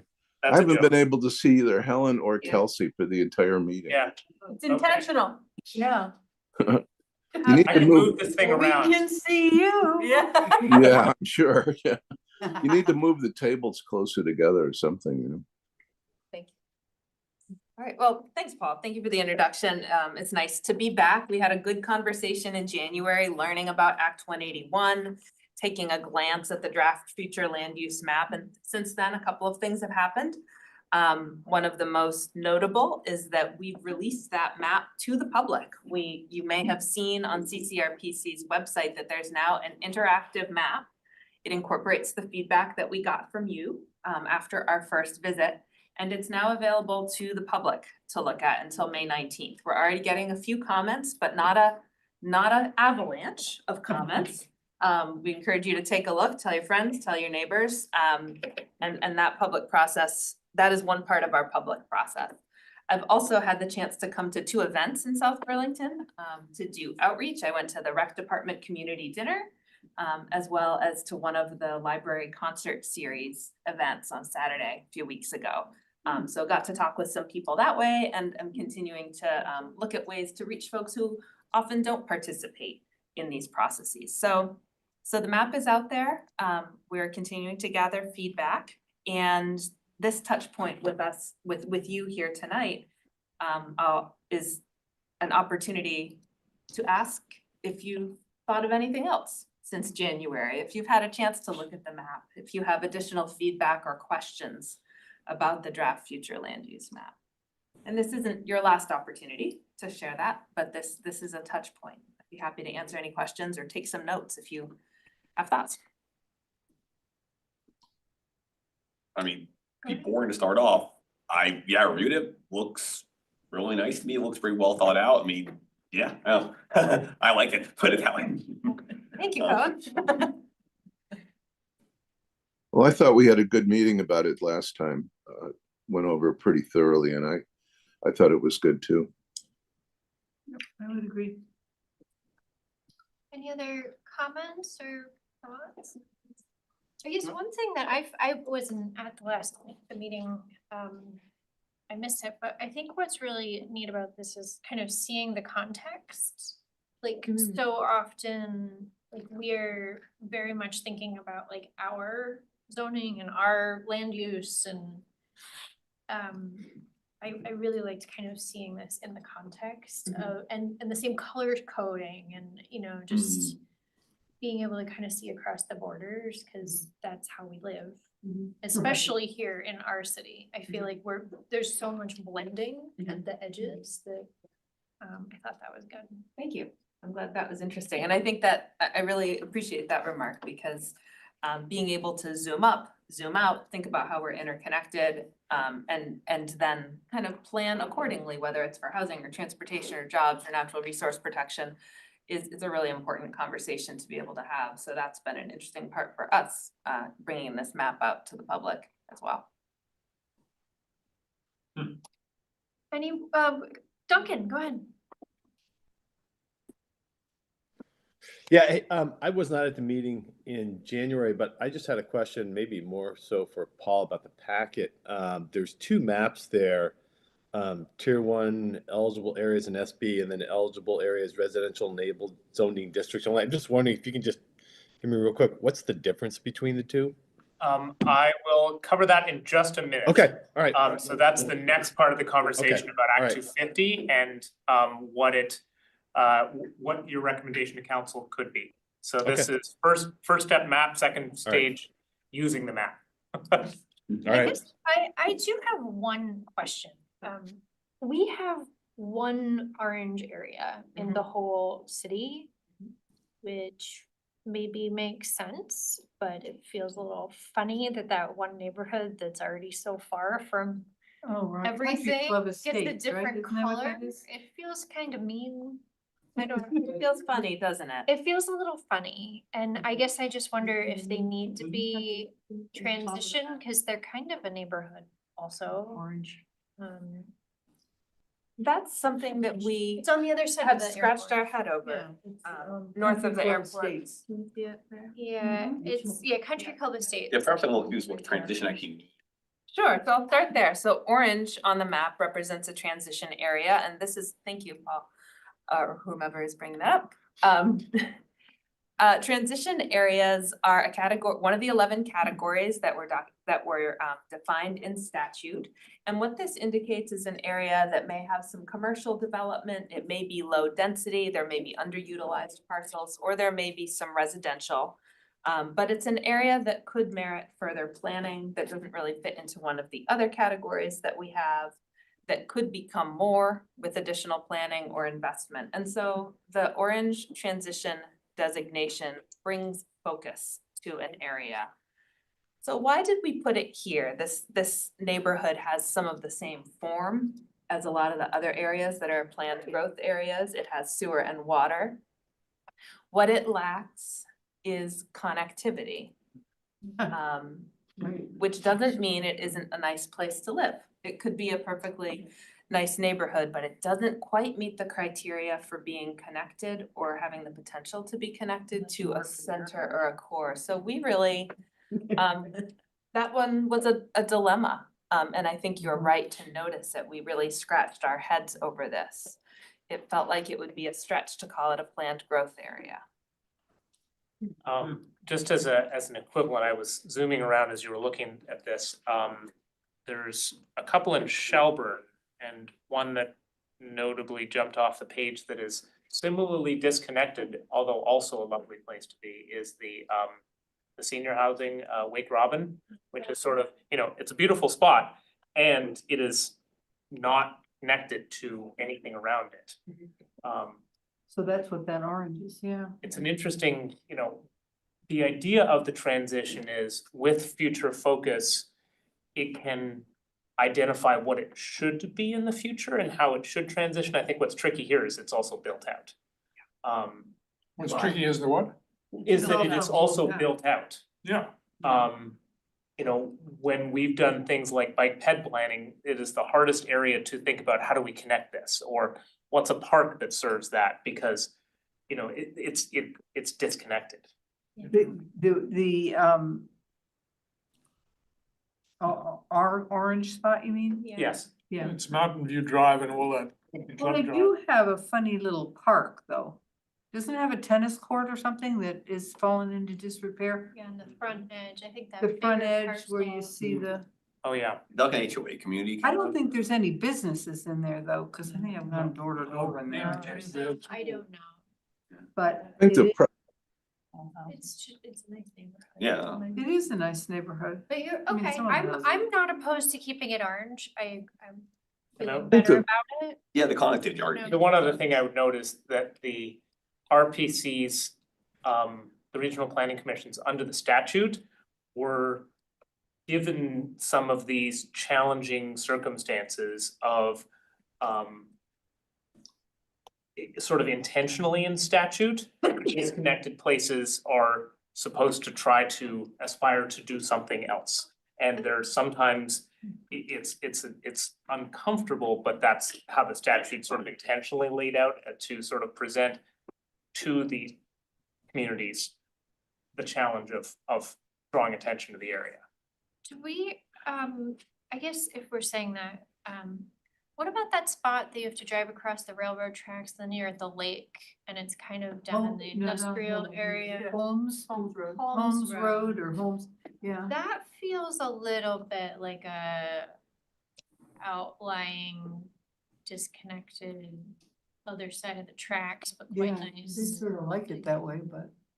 No, isn't that whole So there's Allenwood two, estate possibly getting redeveloped as well? there's two different roads. There's this one is home. And then this one is another one and they don't actually connect there. There's a little Bartlett creek Bay, yeah. there. Yeah. I'm not saying I have an issue with this area, but this area also feels like a little bit disconnected from services and parks and also built out, but like limited Well, Queen access. City Park is kind of, I mean, they have a beautiful park, but they've got a 1-lane road. Yeah, maybe this isn't Right. as bad. I think it is, it's shades of the same issue. I think the Yeah. difference is, from my perspective, that Holmes is maybe a half mile, which is for the homes, which is not an inconsequential distance, but but we're talking about, 3 times that distance. okay. Or 4 times that distance, even going to Williston here to you're all the way over here before you get to anything to the car wash, which is Not the that closest. great either. Yeah, no, and it's. And then like the other dirt road. direction, to get to anything that's neighborhood, you're basically all the way up to St. Mike's. It's 3 or 4 times the It's a long distance. bus ride. I have no change, just thought we should touch Yeah. on it. Great. Anything else on the map? I sort of didn't like Yes. the infill word too, because that made me think that I don't know where you would infill in this, but I guess that was the designation. It's in transition and or infill, which are two rather different things, are they not? Infill can be used to facilitate transition, but there are other ways for places to transition other than infill. So Um, maybe that's a little, Yeah. yeah. Do you- Paul Engels Oh, go was ahead, just Paul. trying to go.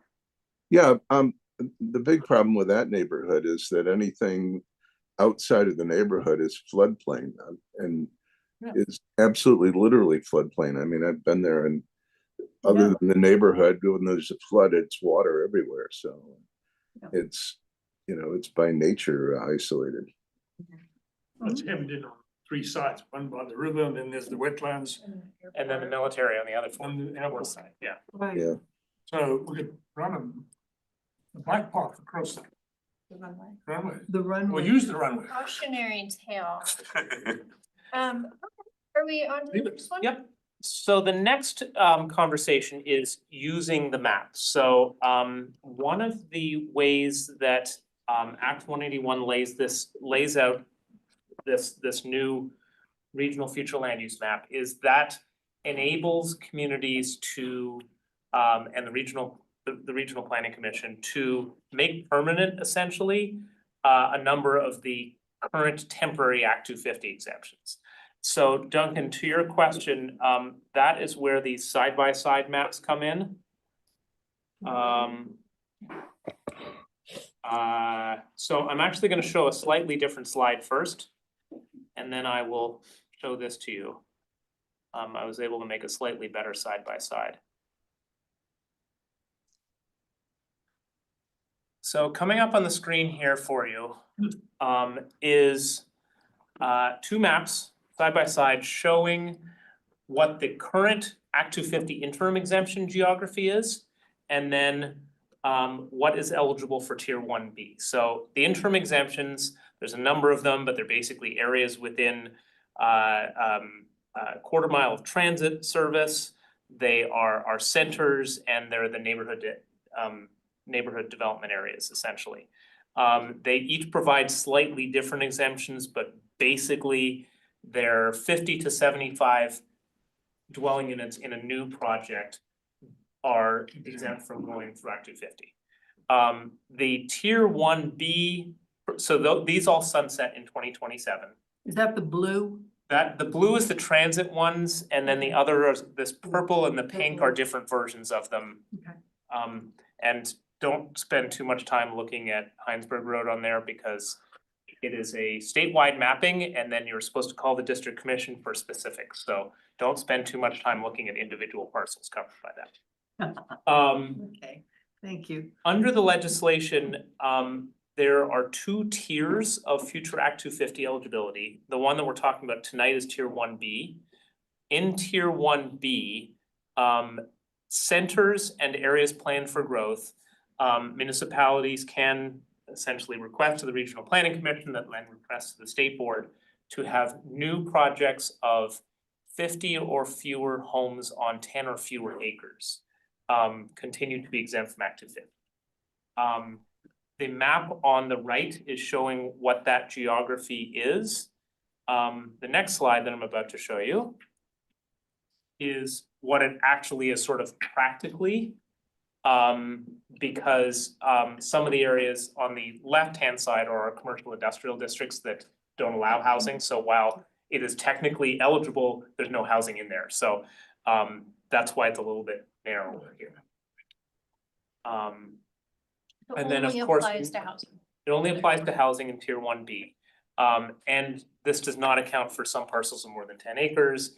And none of this overwrites our local zoning, most importantly. So if our local zoning calls something a habitat block and that's not represented in here, as always, they need to meet our regulations and anything else.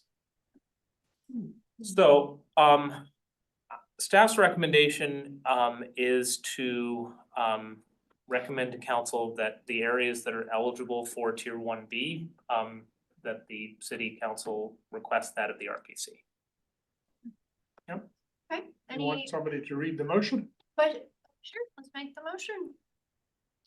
I move to recommend to the city council that they seek tier 1B status for all eligible areas within the urban center, village center, and planned growth area of the regional, of the regional future land use map. Okay, any second? Second. Okay, any discussion on the motion? Or about the maps or questions? On the map on the right. Yep. The white area is where there's housing is not allowed anyway.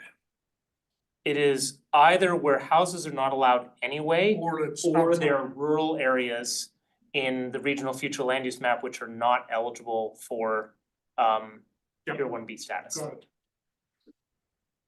Any other questions, discussion from anyone? Okay, all in favor? Aye. Aye. Okay, that was unanimous. That was unanimous, so we don't need the roll call. Okay. Great. So the third part of the conversation tonight is to introduce the newly provided housing targets. So that was in your packet as well. There's a lot of information in the table that's there. Kate can do some background, but I wanted to draw your attention to at least all the conversations that staff has been a part of. For the urban communities, we're really talking about the middle target. There's a very wide range from a relatively low number to a very high number. That was what was provided by the state to the RPCs. The Chittenden County RPC pretty quickly on said, you know, one represents sort of region-wide business as usual, with all the disparities that exist town to town. One represents sort of if every housing issue were solved over the next 25 years, and the middle sort of represents a reasonable stretch to take a significant chunk out of the affordability crisis, essentially. Is that a fair description, I Kate? think that's a fair description. Yeah. Okay.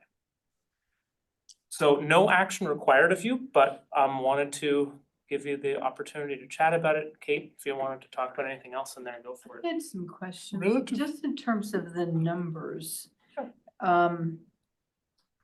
So is South Burlington our target is quite a bit bigger than anyone else's. Burlington's kind of close.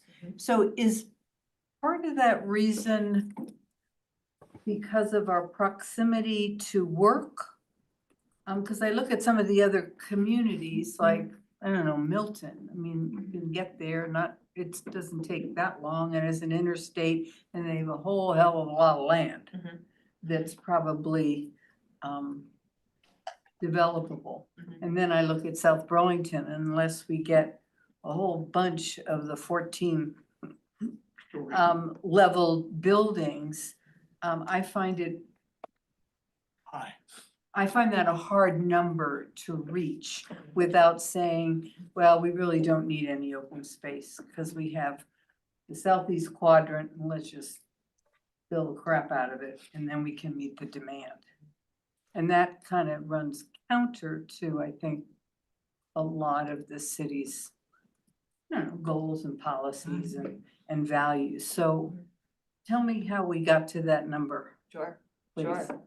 A fascinating process, one we started before we had the numbers, because we really wanted to be able to think kind of absent any big numbers, what the process should be. And where we landed working with our planning advisory committee, which is made up of planning directors and planning commissioners across the region, was to have 3 different categories of communities: cities, rural towns, and suburban towns. And as one of the things, so the 4 cities together have about 50% of our housing stock currently. The target places 60% of the housing stock 20 odd years from now in those places. And our thinking was that those are some of the places that are best planned, that can manage density, that have the infrastructure to accommodate it, and that, as Paul has pointed out before, they're kind of growing many of these places are growing at this rate anyway, and it doesn't represent a huge departure. So to get back to your original point in question, when you sort of look at Milton compared to South Burlington, you see some similarities in terms of proximity, opportunity for development. Economic development too. Economic I mean, development they too. have a lot of Yeah, and having more, when you have economic park. local yeah, economic yeah. development, people can live closer to their jobs if they're houses. And so the biggest difference between Milton and South Burlington is the presence of infrastructure. So that's something that we took into account when we were sorting communities into these different buckets. Milton ended up in the suburban category. So the way that we're going to be allocating the housing target for the suburban communities is they're taking about 36% of the regional housing target, and then we divvy it up across the suburban communities based on the future land use map and the areas planned for growth that are mapped. So it's linked closely, the land area is linked closely to the map, the future land use map and areas planned for growth for the suburban communities. For the cities, a much greater percentage of the land is already sewered and watered, and able to accommodate the housing development. I'll pause there in case anyone wants to add a So- follow on. So just to follow up, that would really, to meet that 7,500 new homes. And when you think about where we still can develop, that it seems as if the city would really need to push for the multi-level housing, Dense. I think the dense housing, I think it is a fair characterization to say that in order to achieve that 7,500 number, we would need to, as you say, push the development community to think for some of the larger scale. Where I would disagree with the statement you said a minute ago is we don't see this having to reverse any of the work that you have done in things like habitat blocks and NRP, that is not pushing into those areas. You have already enabled along Shelburne Road substantial height in city center, in small scale infill in neighborhoods. We've sort of sliced and diced these a number of different ways looking at this number. If we were calculated in the same way that the mixed urban and rural or suburban communities are, we would still be able to fall in that rubric of not, this does not intended to say development should go in the areas that we said development should not be taking place. Or must not be taking place. Where's the 7,500 come from? That's existing. The 7,500 is the target, That's the Where's the target. 25 years. The target's 31,000. Yeah, so the some of, what I'm Yeah, showing is the handout. I want everyone else to know what we're looking at. Oh, you got it right there. Yeah. So the regional, Yeah.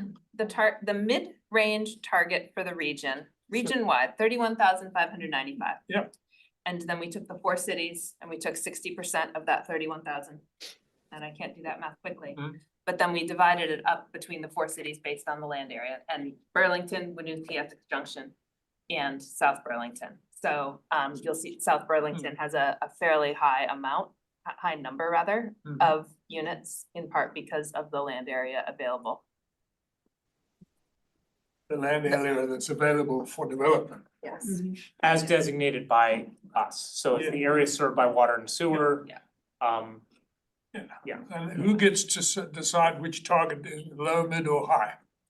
We're encouraged, it's ultimately up to the towns. What we're gonna be asking the towns to do is, and cities, is to put this in their municipal plans and demonstrate through policies, actions, investments, other implementation, the steps that you're taking toward helping achieve the target. Because We're gonna be encouraging everybody to put in the mid target into their plans for a couple reasons. One, the low target is kind of status quo and actually doesn't solve our workforce problems or affordability or begin to address homelessness.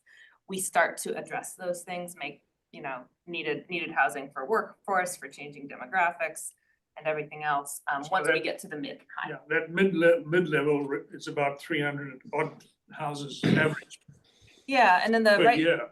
That's right, 303. And in the rightmost columns, the 4 rightmost columns, you can see today's growth rate and how that compares to the others. Paul has pointed out in version 2 of this, we'll have to adjust the annual historic growth rate. It's actually a little higher in South Burlington, more like 170, I think, per units per year. Low, So what it's 303 in the mid-range. Yeah. What Kate's saying is that it said that our historic over the last 25 is 142 in there, it's actually 175. That's a little error in there. Been busy. You have been busy, and that's been one of the things that's been pretty exciting to me, working with South Burlington, and I've worked statewide in really small towns, and now in larger ones as well, and to see the amount of work that you've already done to contemplate housing, to say, yes, yes, housing, if it goes in the right places, with the right design, and uses our infrastructure efficiently. And yes, if we are careful about those parts of our community that we want to protect and keep available for everyone to use. So you're very far along in doing a lot of thoughtful work about how housing can happen in a way that's compatible. So I think that's pretty exciting. And the piece that we don't have quite as much control over is transit. Okay. And, meeting these goals, it just seems like at the same time, we should have been planning before this on how to really develop an effective transit system, because developing high density, it goes along with developing the capacity to move people without private vehicles. So it's a And chicken and egg. Do you it's do the very much density first and then it's transit? Well, It's a slow I mean, process. I'd like to see the transit planning, cause all we hear about is how, well, they're taking away the bus lines and, there's not enough ridership and everything. And, I mean, having just come from Montreal, I mean, we did for the first time, we parked in Brossard and took the Tram.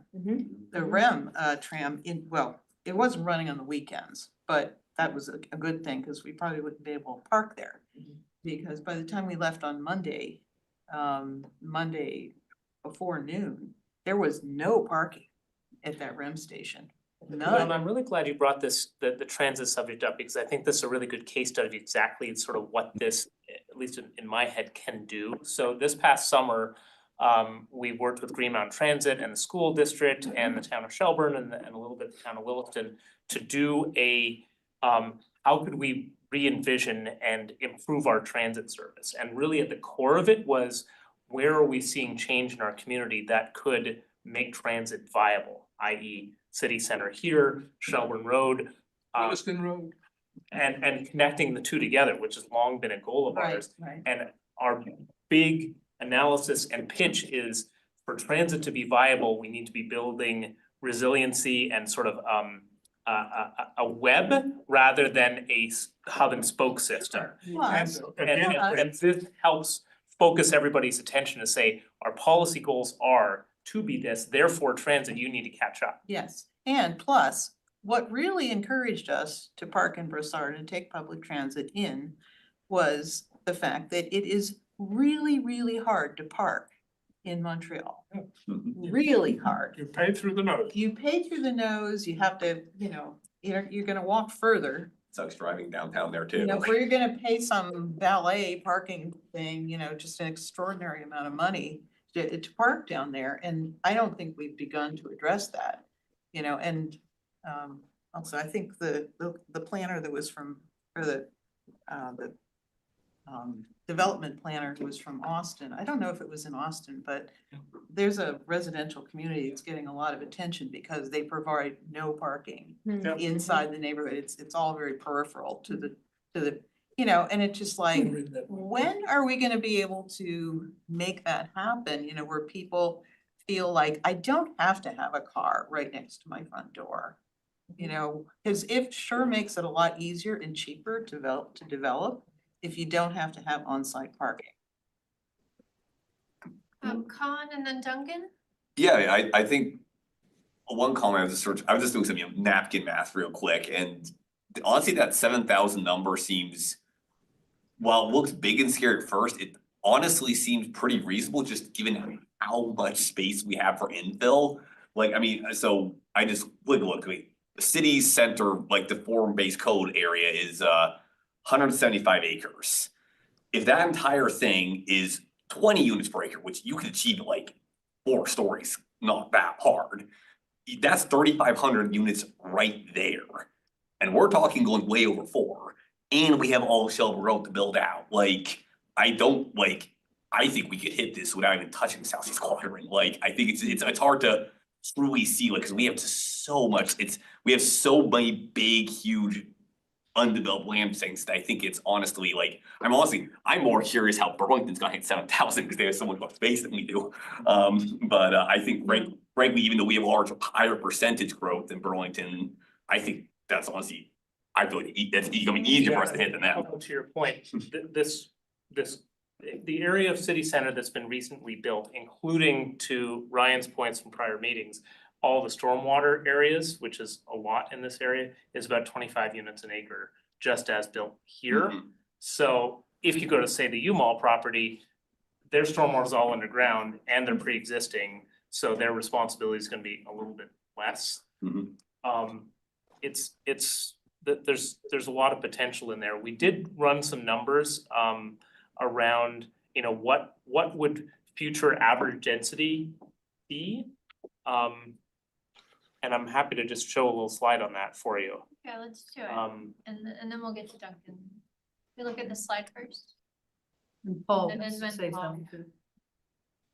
So I have a few different slides, but this one on the left here is showing the average density across the area, the centers and the areas planned for growth.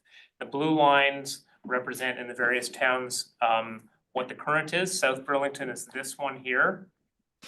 To the left of it is Essex Junction, Burlington. The tall one is Winooski. Then you get Williston, Essex, Shelburne, and I picked Heinsberg. And then the orange represents, if the full housing target is met, what does our average density become? And we're still about 2.5, 2 3/4 units an acre on average, with that full 7,500 included, which puts us half of Winooski today. Winooski's only the city center. I mean, Winooski's a hard thing to But this is only a compare residential area. our whole, yeah. Right, but is this in Winooski also includes all of their single The single neighborhood. unit homes, yes. And then on the right is the units added. I also have some other charts, but I know you got some other people Yeah. who wanna speak, so. Well, let's go to Duncan and Paul and then we'll circle back on these other slides. Yeah, I just had a quick question for, I'm sorry, is it Kate? Yes. Yeah, Kate, Yep. a quick question for you. Was there any weight given to the type of housing? Again, I'm thinking, you know, obviously we have a dearth of new single-family affordable homes. That's something that some towns can probably build more than others based on the type of land they have available. So was there any weight given to that? Not yet, is the answer. I'm really glad that you asked that question because every community knows, whether it's back of the napkin or from a housing needs assessment, that there are parts of inventory that are not being produced, there are parts of the market that aren't being served. And that's leading to deficits in the community, whether it's for your workforce or for younger families or others that you need and want in your community, older adults who need to downsize. So the answer is not yet. And I say that because we would like, as a next step, to work on taking these targets and dividing them up to get a better sense of unit mix, rental versus ownership, affordability levels. We need to develop a methodology to do that. We hope to work with some of our partners, with our planning advisory committee to figure that out, because that's really the next step. You can say, okay, yeah, sure, 7,000 what, where, how? And having the what really helps answer the where and how questions. So we hope to provide that information maybe in the fall. Within that, just to piggyback, within that 7,000 or the whole shoot match for everything, what is it, 17,000? 75383. No, for the whole county. 31. 31,000. Do we know, or have you set the goals for how much, young professional, affordable homes, low income, subsidized, and then just for people who have good jobs who, can spend more money? We haven't done that yet. Because that seems like that would Does be the really. housing needs assessment statewide talk about that Have they sort of by done county that? at all yet or not? Not sure. It may, the previous one did, or a couple back did, especially in terms of older adults and, needing a certain type of units for people over 55. It seems like it would be important to factor in the cost of land. Like our land is so expensive. So to meet the missing middle, we might want a small home or even a duplex. That might not be That here. South Burlington may not be the place. Or if it is the place, it might be in a particular area of town and it might be a certain height. And then like you said, it might be a duplex or a triplex. So we haven't broken it down yet by Okay. county, but I hope that will be part of our overall project in the fall. Paul Engels? Yeah, I want to talk about education. We've had a bond issue for a new high school fail. We have elementary school students that are in modular units outside of the main buildings of the elementary schools. And I know there's a formula for how many new students there'll be for 7,500 units. Do you know that offhand, how many students that'll be? I don't. Okay, and so I mean, in planning these things, lots of things need to be planned. We'll need a new high school. We'll need a lot more elementary school space. So far this city's been reluctant to to pass bonds to approve that. I think that just as transit was raised as something that needs to be planned in parallel, you've raised an important point about infrastructure that needs to be considered in parallel. I'm thankfully this is kind of a 25-year process. So as the housing grows over that time, and I didn't mean to interrupt you, Paul. No, you didn't.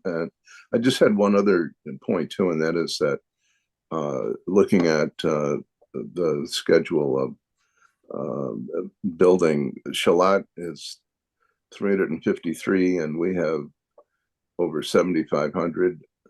Shalat has a lot of space, and I applaud them for conserving a lot of it. But I mean, we're not the town in the county that has all the space. The space is lots of other places besides us. And we've been trying to conserve our space as much as we can. I mean, that's what I've been doing for quite a while now. I've got to say, this makes me not quite as happy with our blue map of future land use, which I've got to say is not the best acronym. Or what? The flu map, acronym. It's definitely not. future land use map, I don't know. It feels like we already have high taxes. We already have the highest growth rate, like we've been doing our part.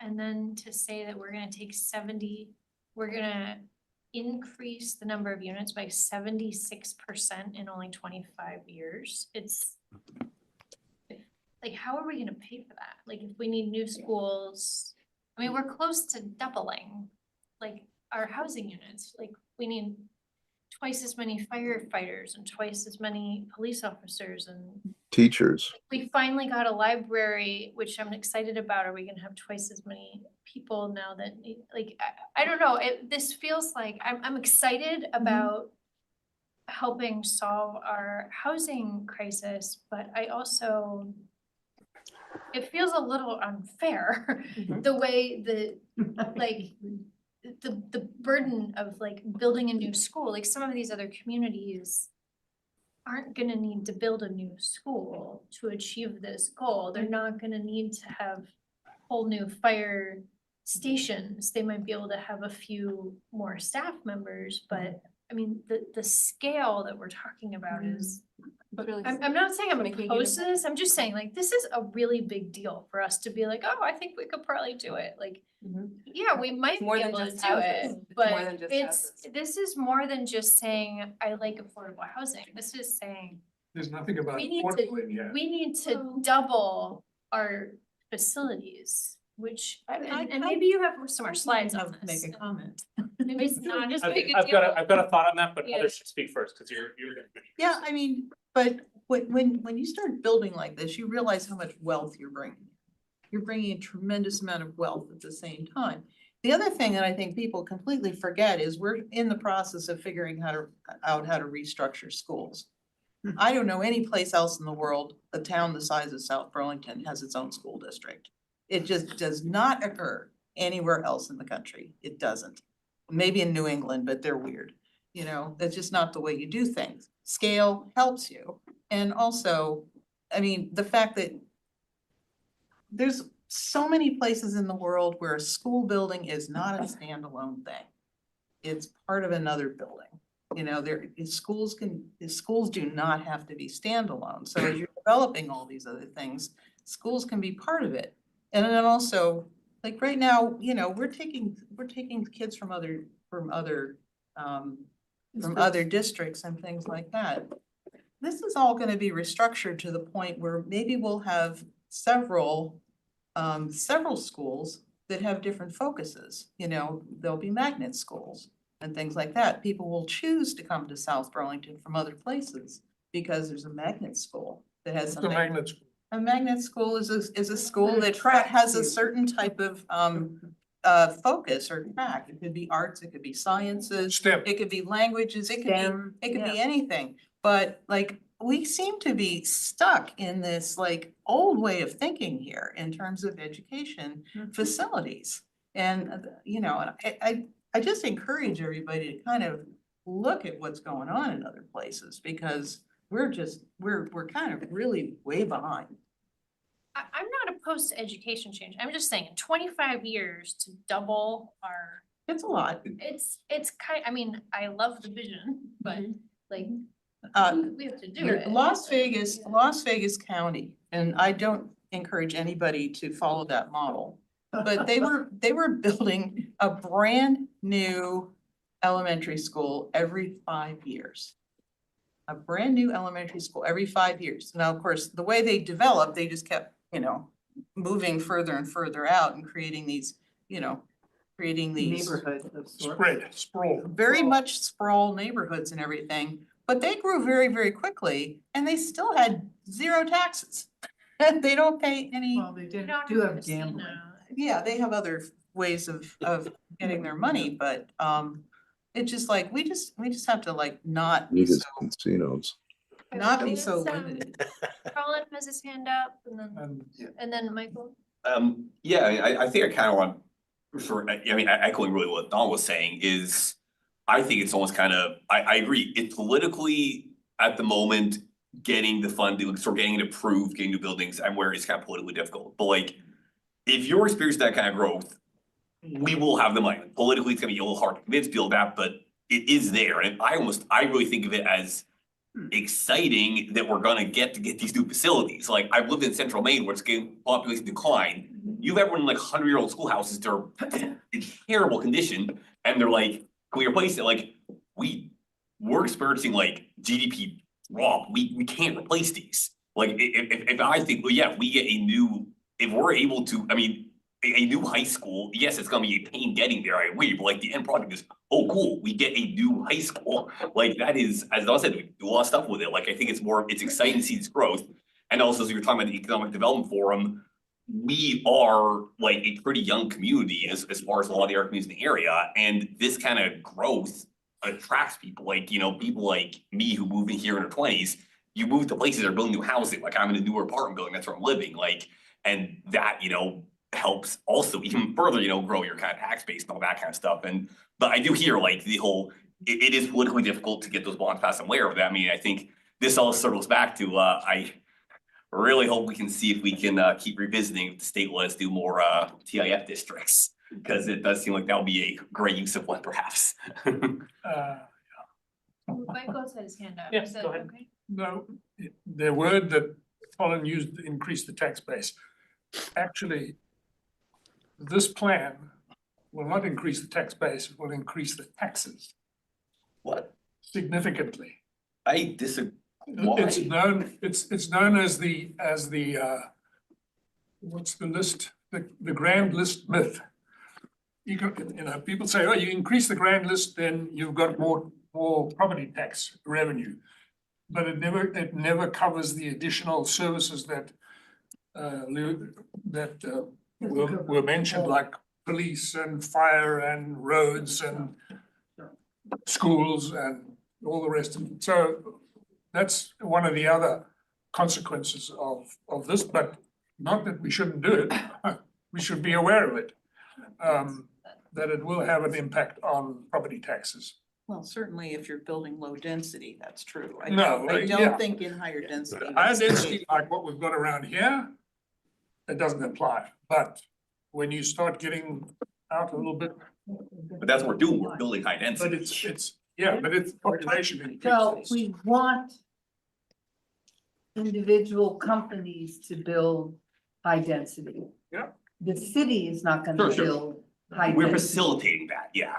Right, so With our that's form-based the other development, piece yeah. of the conversation, and what are there incentives, or how do you really push the development community to build not what they can make a fortune on, and which is really easy, and it's all on a field, but in a place where you go up and it has maybe more cost per square foot.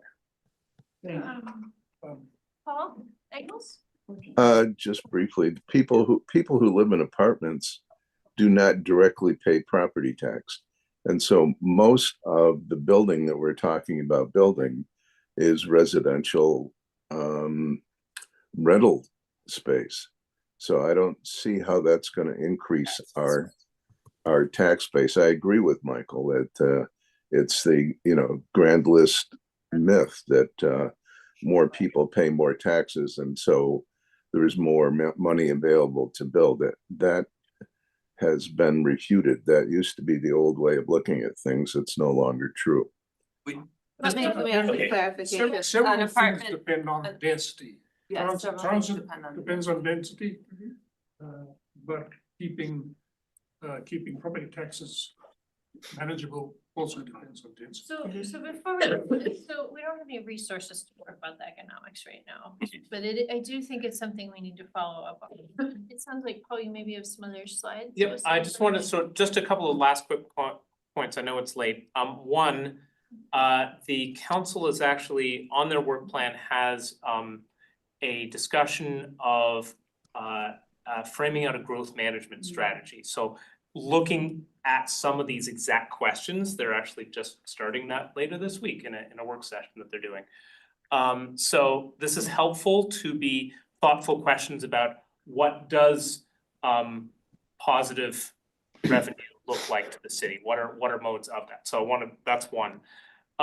Two, slightly different from what Helen was saying, but along the same lines, one of the opportunities that I see with this number and this focus in some core areas is I think it's a launching point for communities like ourselves and our peers to really challenge the legislature to say, you assigned Act 181 with the goal of focusing and being thoughtful about where development should be and shouldn't be.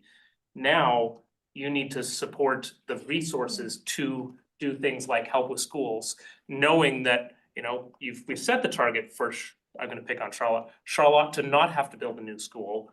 Now, you know, help us with the resources in the community that you've asked to do it. And I think that is not a magic bullet that happens, but I think it is a focal point. It's a focus point on those kinds of conversations and really pushing the state. The second thing I just want to note super quickly, just in terms of our historic and is just to show this little table here, which is this is our growth rate over the last 5 decades. So the blue bars represent our growth rate in that decade, so 80s, 90s, 2000s, 2010s, and then 2020s. The yellow bar here represents that the growth rate anticipated by the housing target. That's the By the three- who? By the target, by the 7,500 units. So in terms of what we have been doing over the last few decades, it is not magnitudes of, it's not saying, you know, take the rate we've been doing and put propane on it. So it's the 303 per year. Wow, is that what that yellow, I Right, can't see the scale. Right, so this is a percentage, so it represents 2.3%. Is the 303 translated into a percentage growth year over year? So Okay. just a rate of change question. It's not this is not trying to say absolute isn't a high number, but in terms of a rate of change, this is what this looks like. So. Well, I think that is basically what my point is, like, if we are saying ours is the community that's gonna need more infrastructure and more schools and more everything, and these other communities are gonna get to keep their big open areas and not take on those infrastructure projects, 'cause they don't need to, like, how does that translate to here? And I mean, I love the visioning, I love the idea of maybe a school district that covers the whole county and then those resources are shared more appropriately, but it seems like a big part of the discussion. Like, it feels irresponsible for us to just say, sure, we'll double. Chart seems good, we're excited, because I think Maybe you there's could- other stuff that goes Maybe you along can with find that. the funding to support Yeah, that right. work. Yeah. Madam Chair, Yeah, may I make a motion? I think Ryan says hand up. right, let's hear from the audience first. Hey, this is great. This is exactly what I was hoping to see. As long as it's. I'm not shocked by these numbers. I know that a lot of this is because of the latent pushback against growth. And because for decades, a lot of these communities, including this one, have been zoning inappropriately single-family development. The goal of the state is to have concentrated development around services. That is our historic development pattern. What we have in Essex Junction, Williston, and South Burlington, and even further out into Milton, is a new thing that is not sustainable. The kind of development that you can't afford is when you're putting all of those pipes and roads out into the southeast quadrant, as was done for several decades. That is what is the net drain on the tax resources, right? So then people who live there, Michael, like, that is the net drain, and then people like Paul, myself, and Colin, I- we're paying the high amounts. It's helpful for you to not call people out. I don't live there anyway. It makes everyone, Uncomfortable, it makes everyone not wanna listen to you, I guess is what I'd say, cause it's not comfortable. okay, Please don't sure. do that. I don't live there, my friend. I live in a Right, 55 unit development on Swift Street. Okay, I'm just saying, we don't need to Okay. call out people ever. Get your facts straight. Not what I was referring to, but Do you stand corrected, sir? no, that's the property I was referring to. Ridgewood Estates. Yeah, and so when we have, to see those numbers makes so much sense. South Burlington wraps halfway around Burlington. So it makes sense that we would be infilling so much more next. And we have designated so much area with infrastructure to be built. The issue is people associate really low density development with anything new. And that was a temporary period of time that was not sustainable. We know is not sustainable. We can't continue to afford to do that. There's been a lot of pushback, but there's also, we have tools now to do better infill. And so these numbers aren't very high. Look at places like Verdun, as like talking about Montreal. Verdun is 4 square miles. It has almost 70,000 people. It has 5 miles of waterfront park, right? It has so much area that is open for the public to be, and yet it achieves a density that is very walkable. And it has transit and it has access. And so those aren't difficult things. I don't know why it's hard to even picture that in this area. You know, we don't do that anymore. We don't do the sprawl development anymore. And Verdun is part of a 3.5 million population Only city. as of 22 years ago. I did just want to bring way back to the Donaldson transit planning though, just talk about how the transit. Speaking as someone in, I used to work in transport, like in working for a bus agency. And part of why I actually got into this planning commission thing is that basically the number one thing that prevented me from doing my job well at working at transit agency was the density. Like you can't get good transit in low density. Right. Honestly, if like difficulties of getting there aside, if the county hits these targets, like really just, you know, again, back of the envelope map, you could probably get all day buses every 15 minutes. Like really nice, just kind of show up and the bus comes in within like, you know, max, you wait, you know, wait like 15 minutes max. The moment it's like 20 minutes peak, 30 off peak, it's kind of hard to fund, but like it's sort of like it's kind of almost exponential, like when your density increases, how effective train service comes, because it's like we have fewer people coming, you get more ridership, and then you get more, it just sort of cascades, and it's like twice as dense gets you more than twice as frequent transit service in a sustainable fashion. Yeah. And like I think in a weird sort of way, if you want good transit service in Chittenden County, this plan, I would achieve that. And like, yes, Charlotte has more room, absolutely. If you build out Charlotte, you can't get transit to Charlotte. Like, that's just never gonna be economically feasible. Transit South Burlington, you know, if it was coming a lot more frequently, I think a lot of people would take it more often, but I don't know, that's but yeah, so I think the point is if we can hit these targets, and I understand that that's the hard thing to do, it's gonna be a lot easier for Green Mountain Transit to increase their bus service a lot, but.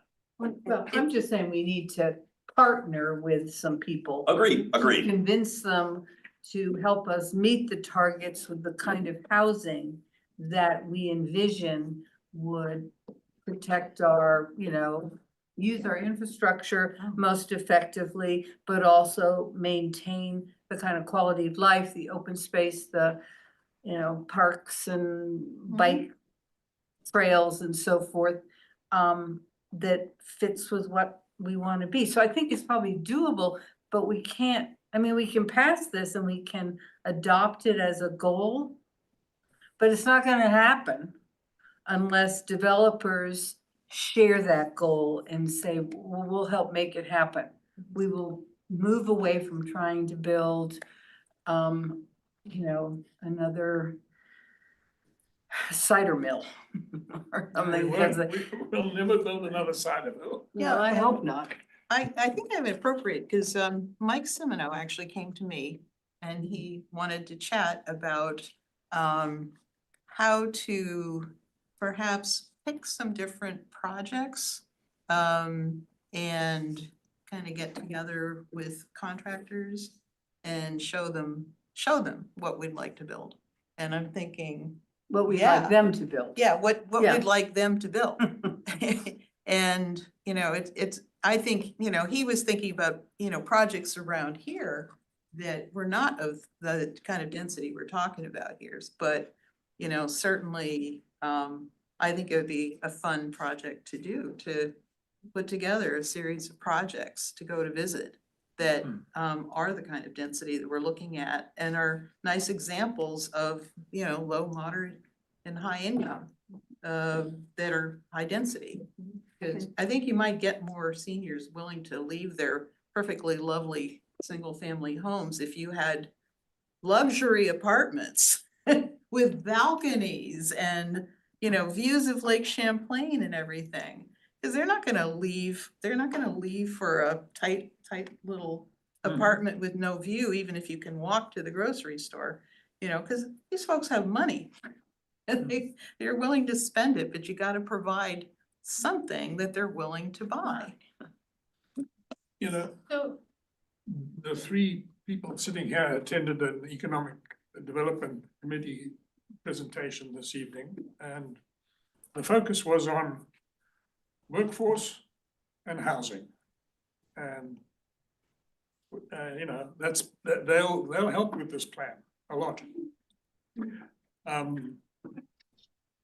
I was gonna make a motion about the minutes. oh, here, let's just, so Paul, could you keep us maybe in the loop on that growth management work? I mean, it seems like a really important Yep. piece of this that I feel like we definitely need to be doing if we're gonna. Yep, and I will relay that, some of this conversation that what I'm gathering is that's pretty integral to these numbers, these. The success of the Yep. numbers, yeah.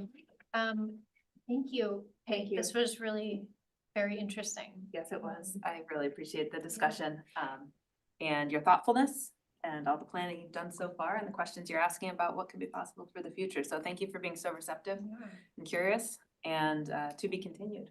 Thanks, Kate. Yes. Thank you. To be continued. Okay, Michael, go ahead. I move to approve the South Burlington Planning Commission minutes of 25th of March, 2025, Okay. as written. I'll second that. Any discussion? Okay, all in favor of the minutes? Aye. It's unanimous, so we don't need the roll call. And I just want to call attention, we did breeze over the schedule and timeline meeting item in the packet. That is okay. If anyone meeting has the any 20 questions, let Yeah, us know. right, The 29th. 29th, right? Yeah, so the next meeting in April will not be the 22nd as it normally would be, it would be the 29th, following which Tuesday. is the fifth Tuesday in April. We need to check out anything. Okay, very good. Then we are adjourned. Thank you Thanks, so everybody.